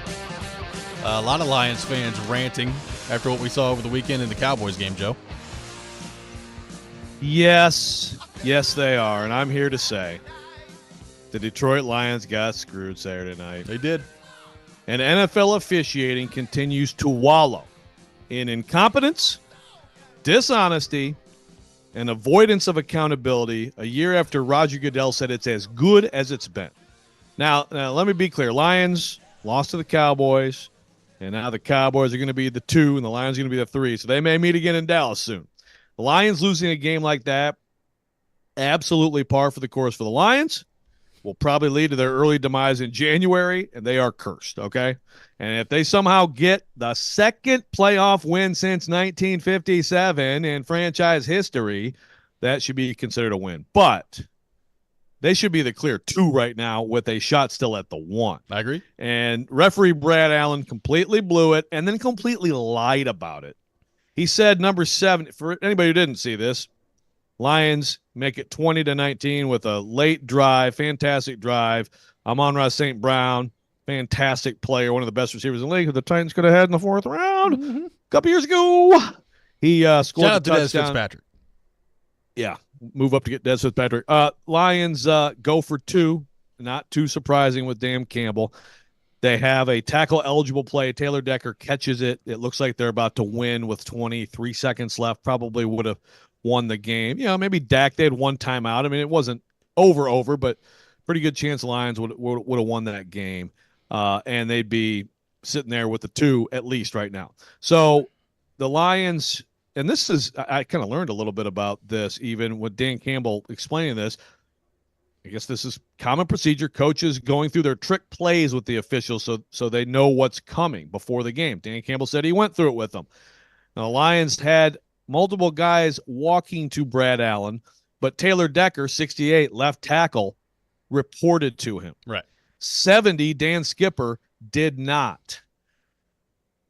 Brad Allen got confused and thought Dan Skipper reported, and so the flag was, Dan Skipper was covered up. There was no way he was eligible. So multiple flags come out, the whole play is taken away, and it's taken off the board. Now, both of those guys, Skipper and Decker, in the locker room, even though they're fearful, like, I don't want to get fined, they both like, no, Skipper, I didn't report. Decker, I did exactly what I was told. Dan Campbell, we told the refs what was coming. And you can see video close-up of Decker speaking to Allen and Allen acknowledging it. He totally screwed up, and he can't admit it. Yeah. You got a pool reporter asking these questions, and he's still trying to say that it was Skipper reported, not Decker. I mean, come on. Now, Adam Schefter has reported that the crew is expected to be downgraded, not working the playoffs. Okay, cool. But let's let them actually answer question in a live setting after something like that. And let's make that decision public from the NFL. If you don't have more accountability than you have right now, then it's going to be hard to get better. And it is a crisis. It really is a crisis in the NFL. All that said, Dan Campbell, moron. Bro, you can't. I get the aggression, and he told his team we're going for 2. But when this thing gets screwed up, you're right there with Dallas. This is not some crazy underdog story where you somehow have a chance and you don't want to play anymore with that team. Kick the extra point. He goes for it. They have another penalty. So now they're back at like the 8-yard line, and he goes for it again. Like, I wanted to see like a 15-yard penalty or something on that play, or like whatever. Maybe they caught it and they get a 15-yarder and they're back to like the 23. And Daniel, I don't care. I got a 2-point play from the 23-yard line. Like, dude, at some point, calm down, kick the extra point, and take your chances overtime. The Lions got the ball first in overtime. Absolutely great chance to win the game. So, it gets lost in this stuff. I think Dan Campbell's done a really good job. He's proved a lot of people wrong, but that's the type of stuff where you're a little bit too emotional and into the whole thing, where you actually kind of turn into a bad coach in some key moments. Well, I'm glad you said that, because I was going to bring that up. Like, there's no question the refs screwed this up and the Lions got screwed and they should have won the game. So that's where the attention should be. Having said that, your head coach still had the opportunity after that play to kick the extra point and go to overtime and give yourself a chance to win that way. Instead, you allowed yourself to get too emotional, which is what you cannot do as a head coach, and it ended up costing you with a chance to get the 2-point conversion. Now, look, they ended up getting a penalty back. I had a problem when the original penalty was called and they were back on like the 8 or the 10 or wherever they were trying to get a 2-point conversion. I was like, yeah, maybe kick the extra point here, Dan. It's like 4th and goal from the 10. It's like that's the equivalent of the situation that you're in right now. So just kick the extra point. Now, when they got the I guess it was the offside penalty from Micah Parsons, and they got back a little closer, then I had a little bit less of a problem with that one. And he was open. Goff just kind of missed the throw there. So there is that. But when they called the original penalty and moved them back to like the 8-yard line, I was like, what are you doing? Just kick it, man. What's going on here? Well, and that play was totally toast, where they got the offsides. Yeah. And yeah, maybe they get in with a perfect throw on the third one, but yeah. And then, like you said, go back to that chip shot field goal that would have made it 7-6. Those points win you the game at the end. I understand the game. We don't know if it goes exactly the same. The Cowboys are getting a kickoff instead of starting deep in their own territory. Who knows? The whole game could be different from there, but still, those points add up. And if you take them at times when it's like, yeah, that might be a little bit much that you're asking of your offense, then a lot of times you end up at the end of the game ahead on the scoreboard. It is interesting because from that game, so the Cowboys win that game, Philadelphia loses. So the Cowboys have gone from the 5 seed now to the 2 seed. Lions have moved back to the 3 seed, and Philadelphia at the moment is a wild card team. Like, there's a lot that's been affected by this one game. Now, I know Philadelphia is it's turning into a dumpster fire the last few weeks, so they're kind of their own thing right now. But the Lions, I mean, that's probably going to end up being the difference in home field advantage for them in the playoffs at some point. Yes. Now, Josh from Nashville brings up a point. The NFL has been really make sure Schefter gets this out there, the tripping penalty that was called incorrectly. And, okay, Josh, that's fine. I mean, there are missed calls in every game, right? I mean, officials missed plenty of calls that should have been called on the Cowboys and that should have been called on the Lions. And that's fine. That's human error. This, where someone speaks to you and then you think someone else spoke to you and then you still keep doubling down on that later, that's why they're not in the playoffs. Not because of the tripping penalty. It's because of that, okay? So it's a little bit different situation there. 615-737-1025, our phone number, 615-737-1025. Coming up next, we'll get into Nico's performance yesterday with the Tennessee Vols from the Cheez-It Citrus Bowl, a shutout win for Tennessee against the mighty Iowa Hawkeyes. What does it mean for Tennessee? What should the expectations be as Nico takes over as starting quarterback heading into 2024? We'll get into all that. Take your thoughts as well. This is Robby and Rexrode, 102.5, 106.3 The Game.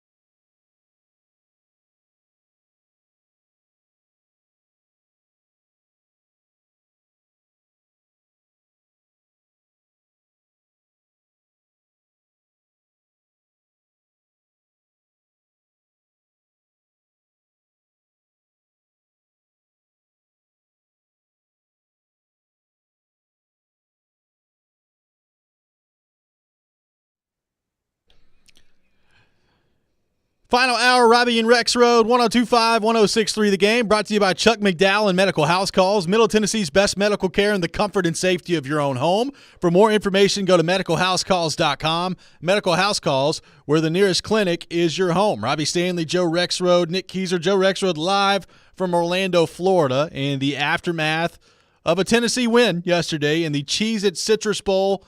The Vols shut out Iowa 35-0 yesterday. A defensive masterpiece for Tennessee, I guess, if that's what you want to call it, against an unbelievable Iowa offense. Unbelievable, not in a good way. It was just brutal out there to watch them do their thing. Nico, 12 of 19, 151 yards, a touchdown through the air in his debut, or his starting debut for the Vols. Added 3 more touchdowns on the ground as well, and Nico wins the Cheez-It Citrus Bowl MVP. Joe, what'd you make of what the Vols were able to do yesterday in Nico's first start and a shutout win against the Big Ten West representative in the Big Ten title game, which does not speak well of that conference and that side of things? Yeah, well, especially that side of thing. Hey, the Big Ten East might win a national title. Yep. Big Ten West. Oh, boy. Yeah, it's pretty amazing that Iowa got to 10 wins with that offense. Yep. Which is part of why I mean, look, you picked Iowa. I mean, I thought it would be a close game. I thought Iowa's defense, you think about how we talked about last week, how good must that defense need to be paired with that offense and still put up the numbers that it does. Yeah. But maybe those numbers were fattened up a little bit on other Big Ten West teams because Tennessee really kicked Iowa's butt on both sides of the ball. Good for Tennessee for getting a shutout. Hey, you'll take a shutout. All the numbers get improved. Take some confidence in the next year. I do think Tyree West was excellent yesterday. You see James Pierce playing in space, getting a pick 6. A lot of excitement for the front 7 next year, as there should be. I have no idea if any of those guys in the secondary can play because Iowa cannot pass the football. So I don't know. But the impressive part was the offense. The offense, really, Nico is the story. Of course he is. The story of the game to me was that Tennessee ran all over the number 14 rush defense in the nation, a defense that did a much better job against Michigan, for example. And some of that is scheme for sure, but also good job by the offensive line in run blocking. And also, I think you did see that Dylan Sampson is ready to be RB1 next fall. And maybe that Cam Seldon will be a nice physical RB2. Yep. So that was the part of the game that I did not anticipate. But Nico was really good. Nico has got the goods to be something special. Yeah, Nico Iamaleava, 12 of 19, 151 yards, 1 touchdown. Just the slipperiness that he had, kind of escaping the pocket, his ability to navigate running the football. And, Joe, I said it earlier, I thought his passing numbers should have been better than they actually were. He was 12 of 19, 151 yards, 1 touchdown. I mean, he threw the ball well, and I thought his receivers didn't help him much. I mean, Caleb Webb had a drop. Ramel Keaton had a drop.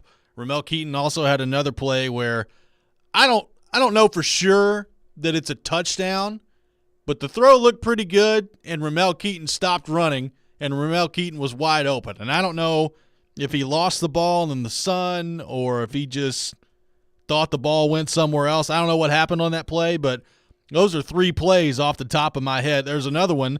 Sampson had all kinds of room on a shovel pass from Nico where he just took his eye off the ball because he was trying to run before he caught it. So there are 4 plays right there, which could have been, in some cases, explosive plays that Nico didn't have, and that's 4 incompletions out of only 7 incompletions that he threw on the day.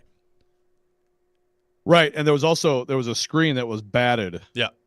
Which was there for a big play too. Like just got a little piece of it on the rush. So, yeah, the bomb to Eaton was right in front of me. So I saw him stop running. I'm like, what are you doing? And the ball, ended up right around the pylon. So as I watched it, I was like, that if he keeps running, he probably has to lay out for that. But it easily could have been a touchdown. Now, when I said that on Twitter or whatever that's called, people screaming at me because, of course, Nico could never throw pass that's not 100% perfect. But I think it was a little bit out. But again, like there's a chance to score on that play, and then Ramel Keaton stopped running for some reason. I don't understand. The Ramel Keaton experience has been very interesting. He made a lot of big plays for Tennessee, and he's forfeited a lot of gimmies. And then he made the play of the day for me for Nico was also a great play for Keaton. Yep. 1 foot in, and it didn't lead to points, but it was scrambled drill.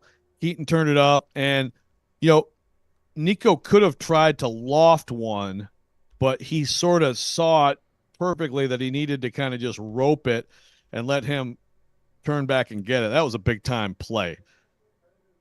The thing with Nico that we didn't see yesterday that I think we have to see next year, it was still very safe, right? It's a little bit of little play action, a little dump to the tight end, some screens, one deep shot, a little bit of kind of the outlet to the field side, which still required a lot of arm strength. But in a couple slants, I thought he threw some really good passes. Next year, they need to get back to using the entire field. And for whatever reason this year, they just weren't comfortable, or Joe Milton wasn't comfortable. It didn't happen. It was dink, dink, dink, dink, deep. Dink, dink, dink, dink, deep shot, right? That's it. Like, you got to get back to the way this offense looked under Hendon Hooker, using the entire field. And I think that they can. Yeah, one thing that Nico didn't do yesterday was throw any, I would say, did not throw an ill-advised pass of the 19 that he threw. No, he looked good. And, I said it before the game, with the Iowa defense and the numbers that they've put up, I mean, they've been a historically good defense. And you see, like, why yesterday, they've won 10 games, which is honestly kind of a miracle when you look at the way that offense operated. Like, they had Deacon Hill out there yesterday playing quarterback for Iowa, and God bless him. I don't know that I've ever seen a worse Power 5 quarterback in my entire life. He was awful. He was 7 of 18. He threw the pick six to James Pierce. He was just terrible. He took some sacks that were ill-advised where there's one play, Joe, I think this was right before I think he got pulled. He was rolling out to the right, was outside of the pocket. No one was there. He just didn't do anything with it. He just stopped. And the Vols got a sack. I think that was a sack by West there. And it's just like, dude, what are you doing? Throw the ball away. So it's terrible quarterback play that Iowa had yesterday. But the defense has kept them in it, and that's why they won 10 games this year. So I thought it was going to be kind of an ugly, inconsistent performance from the Vols. And it's not like Tennessee marched up and down the field on them every time they got the ball yesterday. I thought for the most part Nico looked really sharp, which is very encouraging. And as you are aware, Joe, means that Vol Twitter is going to be very rational about what that can mean for Nico and the Vols heading into next year. Yes. Yeah, without question. Well, let me ask you this, because I took some crap from our resident hot taker. Do you believe that the Nico era will define the Josh Heupel era? Yeah, I do. I mean, you've got a 5-star quarterback that I think everybody knows kind of what the money is tied to it as well. So he's going to be here. Like, he's going to be here next year. He's going to be here the year after that. And then we'll see. Like, I feel like if you are not competing for the college football playoff and putting yourself in a chance to compete there in the next 2 years, that's going to be a major disappointment for Tennessee and for Josh Heupel. And if you don't do that, then the question becomes, okay, when is Heupel going to be able to pull that off? So I think the next 2 years are critical, and I think Nico's going to be here for them. So, yes, I think that's going to define what we see from Heupel. Yeah, someone unmuted Skipman's tweet to me about this, saying, "Well, you just go get another QB in the portal or whatever." Well, he's going to be here. Yeah, listen, the bottom line is year 4 and 5 for any coach, that's when you get defined, right? I mean, so really it's almost like, it's Nico, but it's also just the timing of the tenure, right? I mean, yeah. Look, right now, Josh Heupel is 27-12. So the average of Josh Heupel is 9-4. And that's beyond, I think, what you could have expected when you start his tenure. When you started the tenure, someone told you that, anybody would be happy with that. But, years 4 and 5 at Tennessee, you need to be in there. And they were in there in year 2. They would have been in a 12-team playoff. They almost made the 14 playoff, but you need to be in there. And this is his guy. So, yeah, I mean, this is there's a lot of pressure on Nico and on Heupel to get it to the championship level. Heupel said himself yesterday after the game, we need to compete for championships, and we don't shy away from that. You can't shy away from that at Tennessee. Fair or not, that's what the resources and the history and everything that you have, every advantage that you have, which is similar to only a handful or a couple handfuls maybe of programs in the country. You have so many more advantages than Washington has. They're in the title game. Now you have this quarterback. You need him to be great, and you need to compete for championships. Well, and they talked about that after the game yesterday. You know, Hendon Hooker had a tweet calling Nico the chosen one. What are fair expectations? What can they do that? Can they compete for a championship? Can they compete for a spot in the 12-team playoff next season with Nico as the starting quarterback? We'll take your thoughts on that. 615-737-1025. More coming up next. This is Robby and Rexrode, 102.5-106.3 The Game.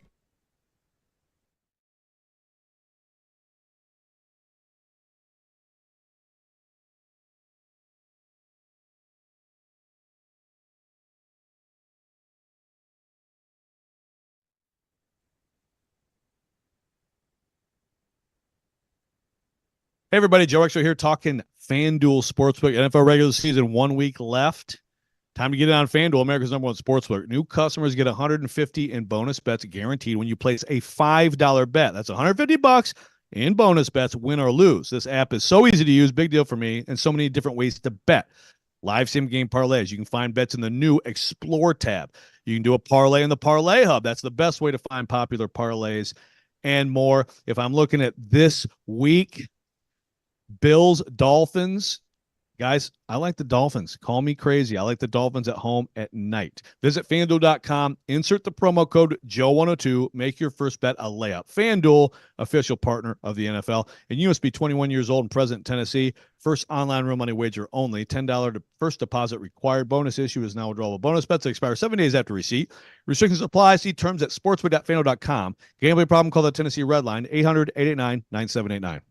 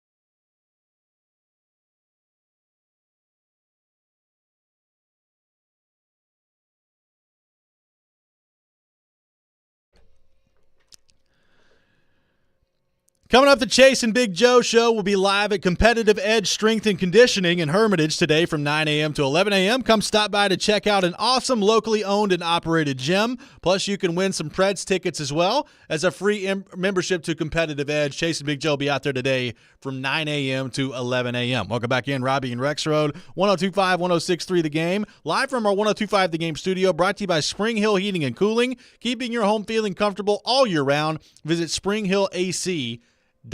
Talking Vols, taking your thoughts, 615-737-1025, our phone number.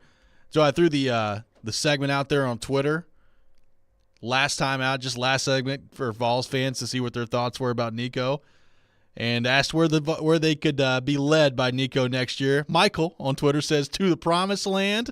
Got another tweeter that says, has every single person forgotten Milton won MVP last year in the Orange Bowl against Clemson, with a nice Beavis and Butthead settle down gif that he's tossed in there. It's good. Settle down, Beavis. No, I'm glad you brought that up, Jimmy All, because we did have a little conversation about that in the press box. Citrus Bowl MVP, just like Joe Milton. I think some people a little bit misremember the Orange Bowl with Joe Milton. Now, I'm not saying there wasn't some excitement with the way he played. He made 2 throws in the red zone for touchdowns that were like absolutely NFL throws. He had a bomb to Squirrel White, which he didn't overthrow, so everybody's like, oh, all right, not a overthrow. Yep. And they had a big conversion where he went through progressions. I forget who that went to. I think it was Keaton. But I think it was Keaton too. So he had some big moments. They also punted, had more 3-and-outs in that game than any other time in the season. And we know it was the best offense ever, right? But like it was far from perfect. There was some promise in it. I would argue that the upside you saw from Milton there, even with the arm, was not what we're seeing here with Nico, who I think Nico has the tools to go high in the draft at some point, maybe 2 drafts from now. That's still. It's hard to totally project that. You don't know. There's like really good quarterbacks in college football who aren't quite there, so they're like Dylan Gabriel, and they keep hanging around. They're good. I don't know that Nico's going to be like a lock first rounder, but I think he has the tools to be. And there were still flaws with Joe Milton that we wondered, if those would be, taken care of this year. He wasn't as good as I thought he'd be, but I didn't think he'd be like a Heisman candidate, right? And I'm not saying Nico will be next year. But I think it's a little bit different when you're talking about a true freshman. Remember, Joe Milton was a 5th-year senior last year who had lost his job and all that. This is a true freshman at the end of his true freshman season looking like that against a really good defense. I think there's cause for excitement. Well, the expectations are going to be high. The expectations were always going to be high whenever he took over as starting quarterback. He's a 5-star recruit. He's the most important recruit that they've had in 20 years. I mean, it is what it is. He's the most important recruit they've had in a long time. And look, they did the Peyton Manning comparison yesterday on the broadcast. I think that may be a little much. I mean, it's Peyton Manning, so everybody needs to calm down, I think, a little bit about that. But you've always known that whenever he took over as starting quarterback, that the expectations were going to be sky high, and there's nothing Tennessee can do about that heading into next year. This fan base is going to be really excited. They're going to have expectations to compete for the playoff next season, and we'll see whether or not that's warranted. Like, I think but everything I saw from him yesterday, I think is encouraging if you're a Tennessee fan. I think he threw the ball well. I think he put it where you need to put it. I think the escapability, the shiftiness, all those things are really good. I said this earlier. I do think that if there's one thing that he probably needs to work on that I noticed yesterday, like knowing when to throw the ball away and to get outside of the pocket and to live for another down, I think is something that he probably needs to work on this offseason. But the expectations are going to be high, and Tennessee fans have been talking about, how do you compete for a national title? How do you compete for a playoff spot if you're not recruiting at the same level as a Georgia or an Alabama or now a Texas and Oklahoma coming into the SEC? There's a lot of big-time recruiting going on in the SEC, and Tennessee's done a good job. They've done a good job recruiting. They have not been elite at recruiting. So how do you bridge that gap? Well, the answer is you have a great quarterback.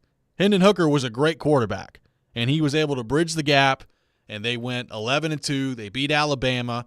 And I think Tennessee's roster, if they make the right decisions and they can develop some of these guys, by the time Nico's done, has a chance to be as good or better than what it was when Hendon Hooker was here. Can he take advantage of that? But that's the answer, Joe. Like, if you're going to compete with those top-tier programs, it's going to require a great quarterback if you're not recruiting exactly at their level, and we'll see whether or not Nico's that guy. Michigan and Washington are playing the national title game Monday in Houston, right? Yes. Washington does not have the talent level on the roster that would suggest they should be playing for a national championship. That scheme is part of it. There's a lot that goes into it. And some of it is hitting on some guys who are underrated and evaluation, all that stuff. But ultimately, they have a first-round, I think, quarterback and a first-round, I know, receiver, and then other great skill and a great scheme, and there you go. But it's about the quarterback. Michigan, next year's Tennessee team, I'm quite sure will have a higher blue chip rating, which is essentially how many 4s and 5 stars on your roster compared to 3 stars. You need to be like 2/3. I think that's right. Yeah, like 70% or more than half, I guess, whatever it is. The 24/7 does this blue chip rating, and basically those teams are always the teams that win it. Well, Tennessee's next year, their roster by that measure will be more talented than Michigan's this year. Michigan's a very good team. They got plenty of talent, and they have a great quarterback, right, who also may go in the first round. So that's the equalizer. That's what bridges the gap. Hendon Hooker put them ahead of schedule last year in this offense. And he had great receivers, right? We know that. And there were a lot of things that were good for the Vols, but mostly it was Hendon Hooker. He bridged a lot of the gap, and that's what Nico needs to do with what should be better rosters the next 2 years. The receiving part of this is interesting, though, because Keaton was up and down this year. Squirrel White, I think, is good. They still did not really get him involved this year to the level in which I think he should be involved. You got Brazzell coming in. We'll see about Brew McCoy and what that looks like. You've got the tight end from Notre Dame that you brought in. So it's going to be a different-looking offense next year around him. Number one, can you block? Pass blocking was a bit of a struggle yesterday. I know they had some guys out, but a bit of a struggle yesterday. And number two, Joe, can the receivers step up and play better than they did this season? I think it's fair to say that the receiving group as a whole was underwhelming. And you can blame that on Joe Milton if you want, but I thought even yesterday with Nico in there, the receiving group was underwhelming. No question.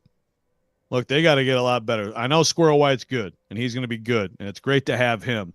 He needs to be a complementary piece. You need, look, there's Nimrod and Caleb Webb. Those guys are coming back.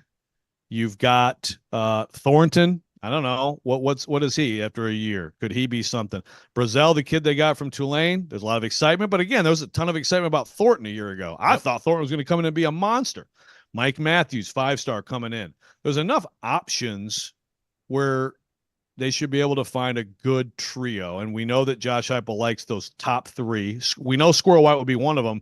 The other 2 spots to me are totally wide open. They have enough possibility there. And I haven't even mentioned Brew McCoy possibly coming back. Nico said he's trying to get him back. So I think they'll be good, but we have to see it. And I'll tell you what, on the offensive line, and by the way, they're still supposedly in there for Evan Stewart from Texas A&M. Yep. So then he's one of the 3, I would say, also, if they do get him. I would say right now at some point, I still think the portal for offensive line help might really be necessary. Last year they got Campbell. He was good. He was, and he's coming back, but they need to be better up front. They need to be more like they were last year. They had a first-round pick at right tackle last year. They need some of their young guys to develop. Addison Nichols is a huge recruit. He's moved on to Arkansas now. So you got to have more the recruiting from high school for the Vols, as we've talked about, receiver, offensive line, defensive back. You got to see more hits starting to materialize there. Let's go to our 102.5 The Game phone line, driven by WilsonCountyHyundai.com, and welcome in Nate. Nate, good morning. Thanks for calling in. What's up, guys? I know this is more nitpicking than anything, but, what are you going to do with a true freshman that made his first start?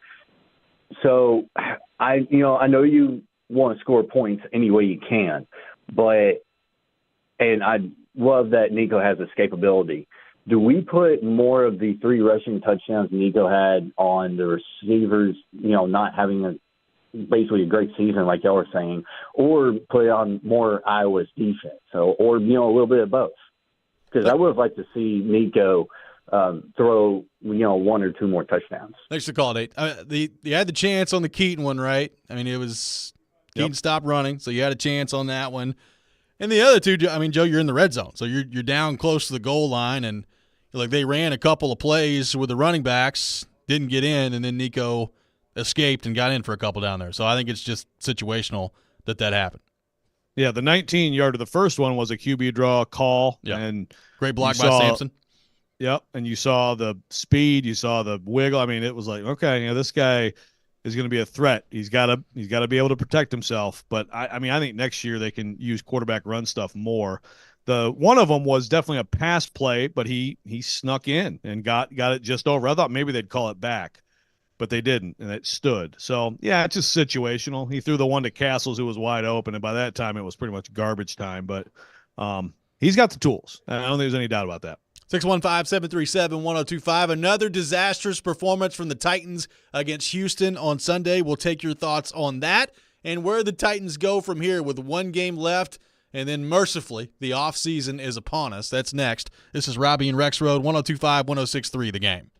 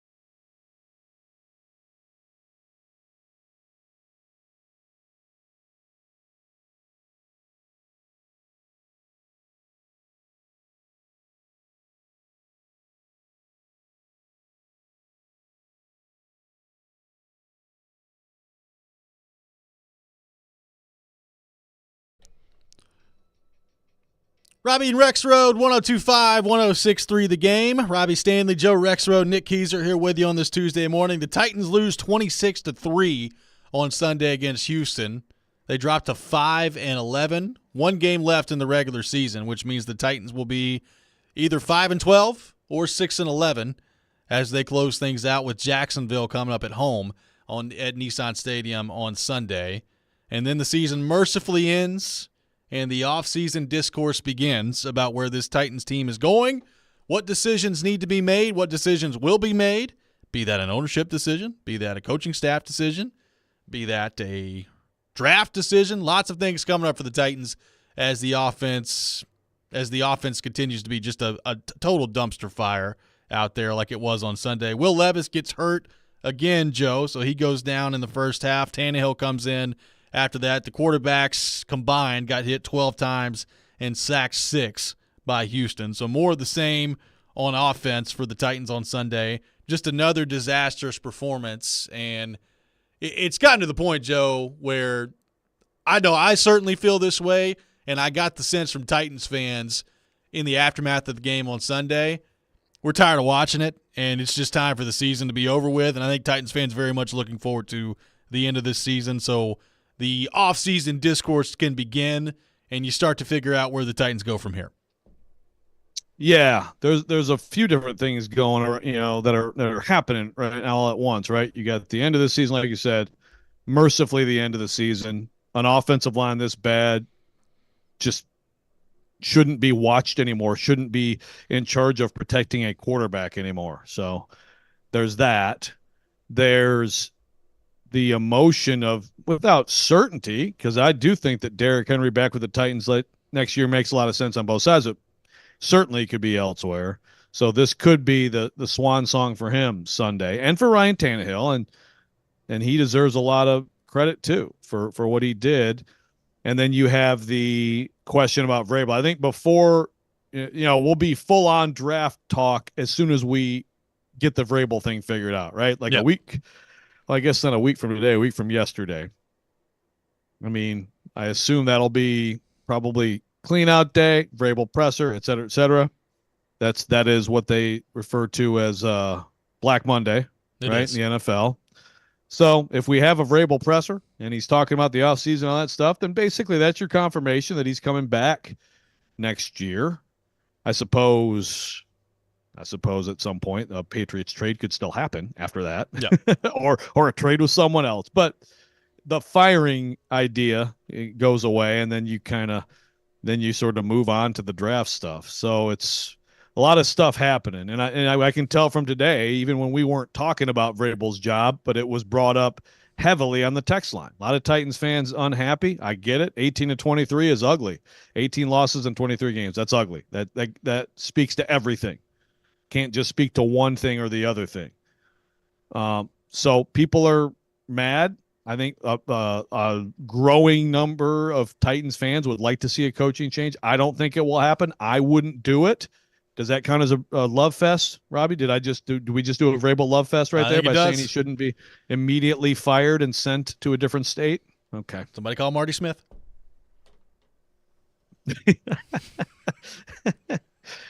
Coach Vrabel. I just saw Coach Vrabel walk into the bathroom. I don't know what. Like there was one time. Well, there was one time, right? Didn't he say he had like a report that had something to do with Harbaugh going to the bathroom, right? Yes. Good times. Can I just really quick? We'll go back to Titans, but can I just go back to this real quick? Sure. John on the text line says, Joe, after watching the defensive slugfest in Alabama's poor offense, do you still believe the committee made the right choice? Oh, yeah. I said the committee 100% with zero debate made the right choice.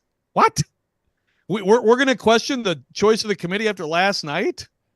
We finally got great games in the semifinal. I'm cool with it. Yeah, Florida State looked great, too. Yeah, John. And what I said, did you watch Florida State? And again, all the people who were like, oh, see, Florida State, they stink. No, they had a lot of opt-outs. But by the way, John, Georgia had a lot of opt-outs, too. They did. Okay? 63-3 is not what should have happened there. That was a statement. Florida State, without their best player, their quarterback, is not a playoff team. It was the correct decision. Thank you, committee, for not making us watch Florida State get blown out by 30 last night, which what would have happened against any of those other three teams. Let's go to our 102.5 The Game phone line, driven by WilsonCountyHyundai.com. And welcome in Cam. Cam, good morning. Thanks for calling in. Good morning, fellas.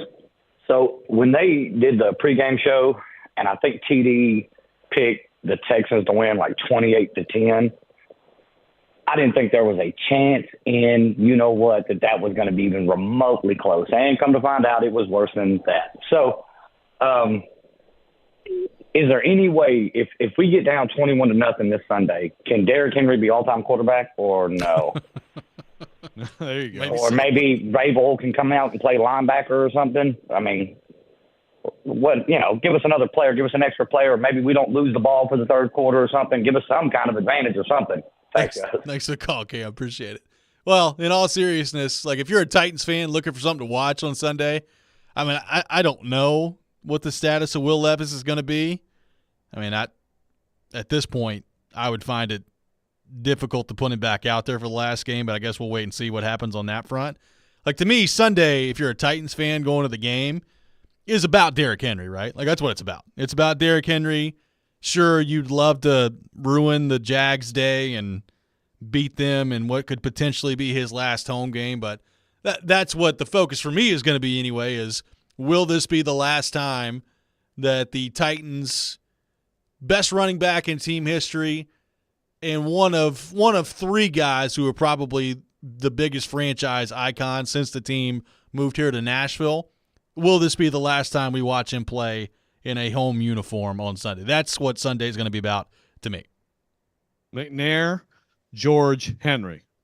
Would anyone disagree with that three? I don't think so. And, I mean, you could argue Henry, George, and like what order you'd put them in, I think. But I think those three. That was my next question. That was my next question for you. Now rank them. I'd probably go McNair 1. I'd go Henry 2 and Eddie 3. I think it's close, but I'd go McNair 1, Henry 2, Eddie 3. Yeah, quarterback's tough to beat. Quarterback got you the Super Bowl, tough to beat. I think you're right, though. I mean, what Derrick Henry did in particular, obviously that ridiculous run in 19 and 20 and 21 before he got hurt. I mean, he was as dominant a player, certainly at that position, but one of the most dominant players in any position in the NFL. And so how fitting would it be if it's Derrick Henry, huge game, as he's had many times against the Jags from near his hometown of Yulee, Florida, if he's the reason that the Titans pull off a shocker and keep the Jags from winning. Because I believe that if the Jags win, they are the champs of the AFC South, correct? Yes. We have the Colts-Texans primetime Saturday, and the winner, I think, is in the playoffs. Correct. But then the winner would win the division if the Titans, then I believe that would knock the Jags out of the playoffs. Correct. Too, correct? Like if the Jags lose, kind of juicy. Yeah, I mean it's a heck of a scenario that you've got. It's amazing to me that the Texans, the Colts, and the Jags also all have a chance to win the division heading into the last week here. I mean, it's just wild. I mean, if you're the Titans, I mean, you could have played a role in that last week against Houston, and you didn't, and you got stomped by the Texans. And now, look, it looks like Trevor Lawrence is probably going to be back in there on Sunday. That's kind of the word on the street. You know, Beathard and the Jags beat down Carolina on Sunday, which is not a tough task. They won, I think, 26-0. So we'll see what that looks like on Sunday. But that to me, like if you're a Titans fan, that's what it's about, is will this be the last time you see Derrick Henry? And it would be really cool to get one last good Derrick Henry performance just in case that's it on the way out. Yeah, no doubt. I mean, I even if it's like a touchdown. Hey, caller just talked about Derrick Henry at QB. How about a little trick play touchdown pass? See, the thing is, I wouldn't put him in a lot because I don't want to mess with his QB rating, which is very high. It is very high for his career. But at least a big play. Obviously, 100+ yard game would be poetic way for him to go out. But yeah, it's going to be interesting. I think there's going to be a lot of Henry chance, and probably the attendance for this game, I would think, would be positively affected by knowing that this could be it. Coming up next, it's time for Pred's Pick to Click here on Robby and Rexrode. Pred's back in action tonight at home, taking on Connor Bedard and the Chicago Blackhawks. Be the first caller at 615-737-1025. If you guess a goal scorer for the Preds tonight, you win a pair of tickets to a future Nashville Predators home game. We'll do that next. This is Robby and Rexrode, 102.5-106.3 The Game.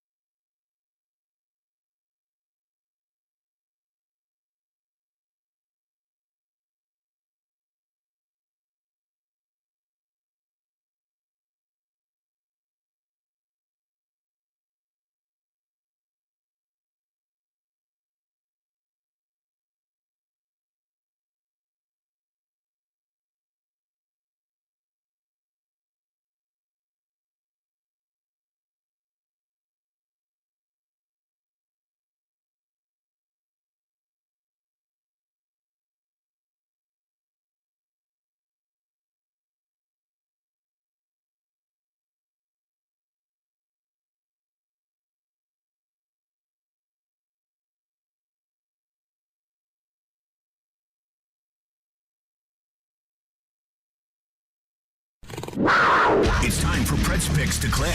And a shot of the score. Do you think you know who will score a goal in tonight's Predators game? Little give and go. Shoot your shot for a chance to win Preds tickets. Call 615-737-1025 now. Pick to Click is brought to you by TJ Anderson Homes of Benchmark Realty. Visit tjandersonhomes.com to see why they are preferred so often. It's Pick to Click, now on Robby and Rexrode. It's that time of the day, time for Preds Pick to Click here on Robby and Rexrode, presented by TJ Anderson Homes of Benchmark Realty. List your home with TJ to get your home seen, heard, and sold. Preds back in action tonight, taking on the Chicago Blackhawks. Puck drop 7 o'clock, pregame 6 o'clock here on 102.5, 106.3 The Game. The standings are as follows in Preds Pick to Click. Joe Rexrode making another move. He's tied the listeners with 9 correct answers apiece atop the standings. Nick Keyser remains at 5. Connor Newt selecting for him the other day. He did not score, but he did select for Nick. And I remain off the board since November the 9th. Here we are in 2024 with 2 correct answers, as Nick Keyser finds hilarious behind the mic over I here. do. I really do, Robbie. It's good stuff. With that in mind, let's go to our 102.5 The Game phone line, driven by WilsonCountyHyundai.com, and welcome in April. April, good morning. Thanks for calling in. Who is your pick to click for the Nashville Predators? Good morning, guys. My pick is going to be Philip Forsberg. Thank you, April. Appreciate the call. Have a great day. You too. So Philip Forsberg, this selection by April, which means I can't pick him, which is good news for Philip Forsberg. Nick Keyser, you're up next. Forsberg off the board. Give me Ryan O'Reilly. I was going to say Gus Nyquist, but maybe Joe, or you could take him, Robbie. Maybe someone will actually score. So first liner, Ryan Appreciate O'Reilly. you giving me suggestions on who I can take. It's Yeah, good stuff. absolutely. Maybe take Ryan McDonough once again. I did that the other day. Did not go well. Forsberg, O'Reilly off the board. Joe, I am up next. I am going to go with Philip Tomasino. Philip Tomasino, the selection. Sorry, kid. Forsberg, O'Reilly, Tomasino off the board. Rexrode, your pick. You know, Philip Forsberg probably was really happy when he heard me pick him. And what did he do? He scored 2, right? He Got did. a couple? Got a couple? He did. It's like double power with my picks. I'll finish out that line, and I will go with Nyquist. How about that? He's playing well. Nyquist looks good. Forsberg, O'Reilly, Tomasino, Nyquist. The selections and Preds Pick to Click presented by TJ Anderson Homes of Benchmark Realty. List your home with TJ to get your home seen, heard, and sold. Joe, that was a pretty important weekend for the Preds. They get the 2 points in Washington in the shootout. Yaroslav Askarov gets his first win. And the night before in Detroit, they got it to overtime in what was a wild game. Lost their first game of the year in overtime. But 3 out of 4 points on a back-to-back set on the road. You'll take that pretty much every time in the NHL, so that was a good weekend for the Preds. Yeah, no doubt. And how about Askarov? Like, think about, I'm sure there's no way he thought that he would at any point get to face Ovechkin, you know? Yeah. I mean, that is cool. That is really cool. Kuznetsov and Ovechkin back-to-back in the shootout. Stoned them both. How about that? So that's a pretty cool story. And, yeah, massive couple points there for the Preds. So I know that it's interesting how dominant they've been on the road and not so that they've been at home. You know, earlier in the season was a little bit the other way. And historically, you know, Preds have been good at home. So they can get it going a little bit more in their own building, then they're going to be hanging in there. Well, they got an opportunity this week to do that. They need to do that this week. They've got Chicago tonight, who's not very good. But, you know, they've got Bedard, and they've had some close games with Chicago so far this year. They've won them, so that's been good.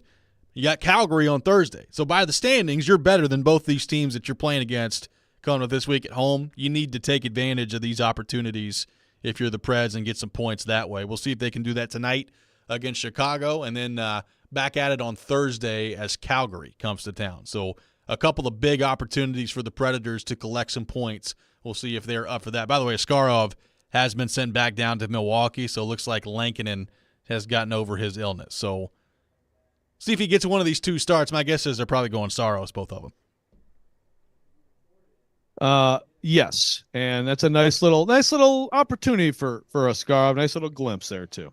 It was. So we'll see if he gets back up at any point this year. But honestly, like, the numbers haven't been great for him in Milwaukee to this point, but certainly a good performance against Washington the other night. Joe, final thoughts on the Titans here as we sit to the final week of the regular season here.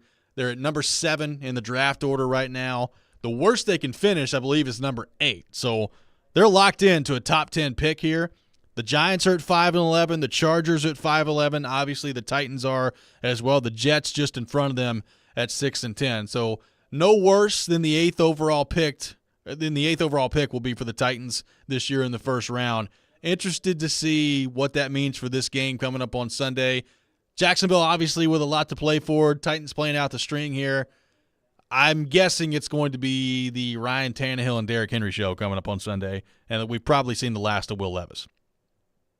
I would certainly think so. I can't imagine him being close to 100% after that. And if he's not, then you don't play him. I think he was close to it last week. So I don't have a problem with playing him. I guess I have a problem with just the fact that this offensive line is so bad that you can't feel comfortable playing anybody and keeping them healthy anymore. But I think it'll be Tannehill getting the start, and there'll be a swan song for him, even though the headliner is Derrick Henry. But those two guys together have, those two guys combined for some of the best offensive football in Titans history and one of the best stretches. It wasn't long enough, but it was really good. It was, and it's going to be interesting to see where Tannehill ends up. It was interesting hearing from him after the game. I mean, there was kind of like a rare dose of honesty. Kaharski asked him about, like, hey, does it feel like at times as a quarterback you just don't have any chance out there? And he's like, yep, definitely, sure does, with the way that offensive line is playing. Said he felt like John Wick at the end of the movie as well. So about Tannehill being the media guy at the end here. He's gone for years, like, saying as much as he can without saying anything at all, which I respect. It's a skill.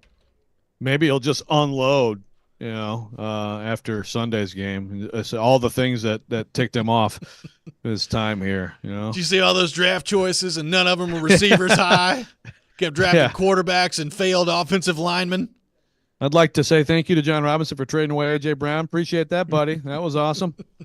And on and on and on. But, yeah, the John Wick, beat up like John Wick. I mean, I was impressed, too, that Kaharski actually came up with a John Wick gif from that, too. That was good. Very, very unboomerish of Kaharski, even though he still has never seen the movie Dazed and Confused. He made fun of you for the Dazed and Confused this weekend publicly on Twitter. Fred O'Banion is a great team name. That is Ben Affleck's character in Dazed and Confused, the best Ben Affleck acting moment of his entire career by far. And it's a great Daredevil. Football. Yeah, okay. He's not. Yeah, he's a pretty bad actor, but he was great in Dazed and Confused. I mean, how will you not see Dazed and Confused? We'll see if we can get him to watch the movie. I don't know. It's going to be really interesting. Get it for him on Betamax, and maybe we can get him to watch it. So, should we congratulate Coy in Clarksville, who is the Robby and Rexrode Fantasy Football League champion? Joe, history-making win for Coy, the first listener who has ever won in the history of the competition. First year was me. Second year was Brennan, and now Coy in Clarksville has won the Robby and Rexrode Fantasy League Championship. Congrats to Coy. A tough loss to him in the semis this year. You are now in the league next year for sure. So you can be excited about that. And I guess, I don't know, we can get him scrounge some other prize up for him maybe. We'll see what we can do. Joe, enjoy yourself in Orlando the rest of the day. We'll see you back in here tomorrow. I can't wait. Yes, get me out of Orlando, please. That does it for us today. Chasing Big Joe up next. You're listening to 102.5, 106.3 The Game.